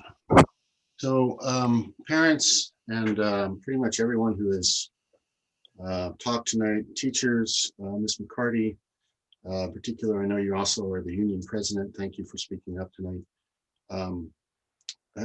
I can't emphasize enough, you know, in terms of education this year, our teachers and our staff have been working tremendously hard to try and make this year work at all. And we know we have success. I want to say Ms. Chavez, perhaps it wasn't Ms. Chavez, spoke and said, you know, I know I have students who weren't reading at the beginning of the year and they're reading now, and that's kindergarten. And frankly, you know, that's the job. That's where we are. So we're having some success. Maybe it's not the ultimate success, but perhaps the penultimate success. in getting there. And our teachers have been working very hard. And as Brian said, I know if we, whichever situation we end up with here, they will continue to do so. And I thank them for that. I thank them truly. As the rest of our staff, I got a photo from Mr. Kelly today showing repair underneath the middle school that his crew has worked on this week to make sure that when students come back, we've got one less leak in the building, one less thing to worry about. So everybody's trying to put the effort in to make this as smooth as possible, and the work that's been in place has been just fantastic. Thank you all very much. With that, my biggest, I have concerns everywhere. I think I'm with Carolyn. There's a lot to be tossed out here. What I feel is that's not true. The data supports that we will be in an orange zone in 2 weeks over break. Coming back and trying to create another change after this, at least a few teachers came on and said, please just don't make any more changes. And for me, the position to be in, if we are in orange and possibly yellow, is a position where we have the greatest time in person. So with that, Mr. Rogerman, Mr. Keller, do you have any further comments you'd like to add? Mr. Keller, do you want to go first? Sure. Thank you, Mr. Rogerman. And thank you, President Paff, and thank you, the board. Thank you to the community members, family, parents who are here, especially our teachers and staff. First, I would like to just say sorry to our staff. Obviously, we didn't get a collection of their thoughts over the week. It was a quick week. It was very fast. And with what we presented to you was what we felt at the time were good choices to consider. A couple things that I took notes of, just to be clear about some things for families that are out there. Again, I feel that the distance learning program will be as consistent in the sense of scheduling. That will remain the same. Regardless of whatever we choose, by choosing another method other than DL for the remainder of the year, instructional aid schedules will change. So that will happen, just so you know. Don't want to throw that under the rug at all. And it's a possibility that both programs will have decreased time as compared to at least what we've had at Robert Down for instructional assistance for both distance learning and the hybrid method that we choose tonight. The specials will be provided for both distance learning and either hybrid model that we choose, just to be sure about that. Those will continue on both campuses. And again, I feel like whatever we choose tonight has to stay consistent for the social emotional well-being of our staff. Because whatever we decide, we need to stick with it, no questions asked, and we're in it through the end of May. Thank you. Thank you, Mr. Keller. Mr. Rogerman. Thank you, President Paff, and I also want to echo Mr. Keller's great gratitude to all of the staff and the parents that not only came to this meeting, but also spoke up to express your thoughtful opinions. It's been the absolute most challenging of times. I've been, I was a teacher and a coach for 14 years, and this is my 13th year as an administrator. And these are the most challenging times that we've faced. I think it would be a mischaracterization for us to say that we come 100% united with the recommendation that we're going to make. You heard a number of our staff members extol the virtues of the AMPM model, because there was a lot of planning that went into building the services that would go into serving the students in that AMPM model. And we worked together to build something that we felt would work. When the game board and the puzzle pieces all kind of got kicked and upset at the start of this week with the new recommendations for, moving from the 6 foot to the 3 foot allowance, as a leader, the burden was on me to help our staff face the reality of where we are most likely headed. And in our opinion, our opinion, meaning, the district staff and the California Department of Public Health, with the scientists that are following the county numbers and all of us that are working at the site, it's clear that things are getting better, and that's a great sign. And we thought that by the end of the year, it's very likely that we would wind up in something similar to the extended model anyhow. So if that's going to be the model where we're going to wind up, then rather than start an AM/PM model and try to shift again after that model had already been implemented, as a leader, I felt it was my responsibility to do my best to plan for where we're going to end up. And that is the reason why this recommendation for phasing in starting on April 6th makes the most sense. It's going to give us a few more days to plan and address some of the questions that have come up. And although it's unsettling to know that there's change afoot once again, we're going to be up to the task, and we'll work together to implement the extended day program that was the recommendation. Thank you, Mr. Rogeman. Mr. Porras, Dr. Porras. No, thank you, Mr. Paff. I'll close and the same that we've heard from Principal Rogeman and Principal Keller. I think it's difficult to know where to land your feet from one day to the next. And in the discussions that we've had across the last few days, we're already looking forward because we know something else is coming right down the pathway. And I think we're trying very hard to make sure we can get as much stability as we can. Again, I've been speaking with all of the superintendents again this morning and looking at what's going on countywide. It's, that disparity is clear countywide. There's a range of no opening at all to minimal opening to some opening to full opening. And so I think we had to try to take the stand that was going to provide the most stability, knowing that by after break, we'd likely be in orange and there's going to be a greater push to move schools. My only concern is that what happens if we move that direction somewhere in May and the governor decides to open schools up fully. I don't know. I don't know what plans are going to have, but I think option one does provide the greatest level of stability, knowing that we have more changes coming forward. And it's difficult, I know, because so much work has been put into it. But I think that's where we are. Ralph, even if that were to happen, we would still have to have a DL option, correct? Currently, no evidence whatsoever anybody's willing to take that off the table this year.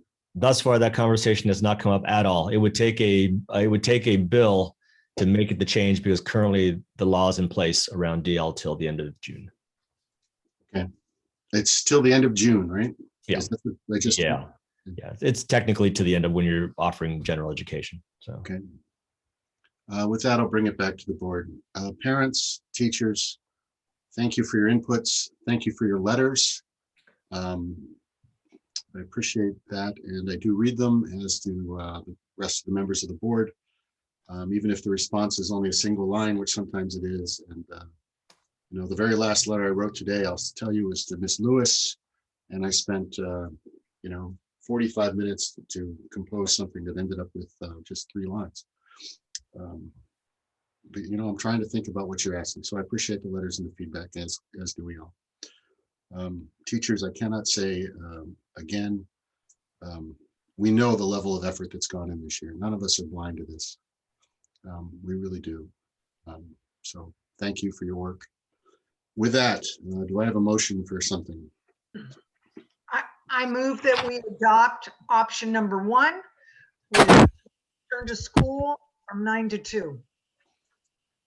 I'll second that. Okay, I have a motion made by Christy Dawson and seconded by Brian Swanson. Roll call vote, please. Trustee Paff, Aye. Trustee Brian Swanson, Aye. Trustee Dawson, Aye. Trustee Carolyn Swanson, Aye. Trustee Walton, No. Student Advisory. Aye. Okay, motion passes 4-1. Thank you all very much. With that, we move on to our second item of business. Board, it is 8:27. I would like to reconvene at 8:35, please, and we'll come back to open session and then ask Jonathan to move us into closed session. Thank you all. There.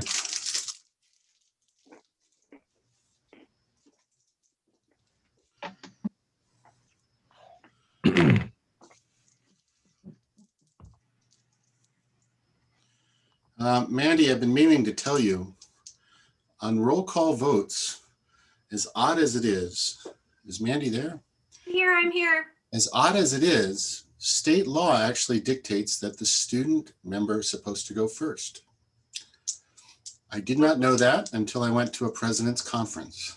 Okay, well, I will take your word for it. There's a high probability I'm not going to remember that, and I will do my best to try and call them first. I haven't remembered it yet until late now. So, okay, I have 8:35.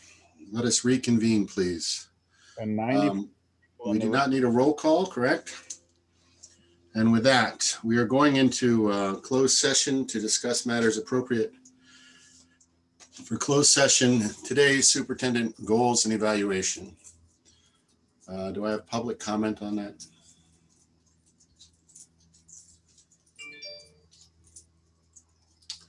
I see none. Jonathan, would you go ahead and take us in, please?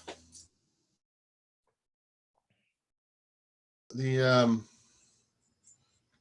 come out of closed session back into open session, and yeah, hold on a sec. Yeah, I get when I come out of closed session, I get a funny message that pops up. Anyway, we discussed the superintendent goals and future evaluation. And we will continue to discuss that at future meetings. And with that, there is no further actions, no further discussions. Thank you all for being here. If there's any member of the public still on, thank you for being here. And we are adjourned. Good night. Good night, everybody. Right, everyone.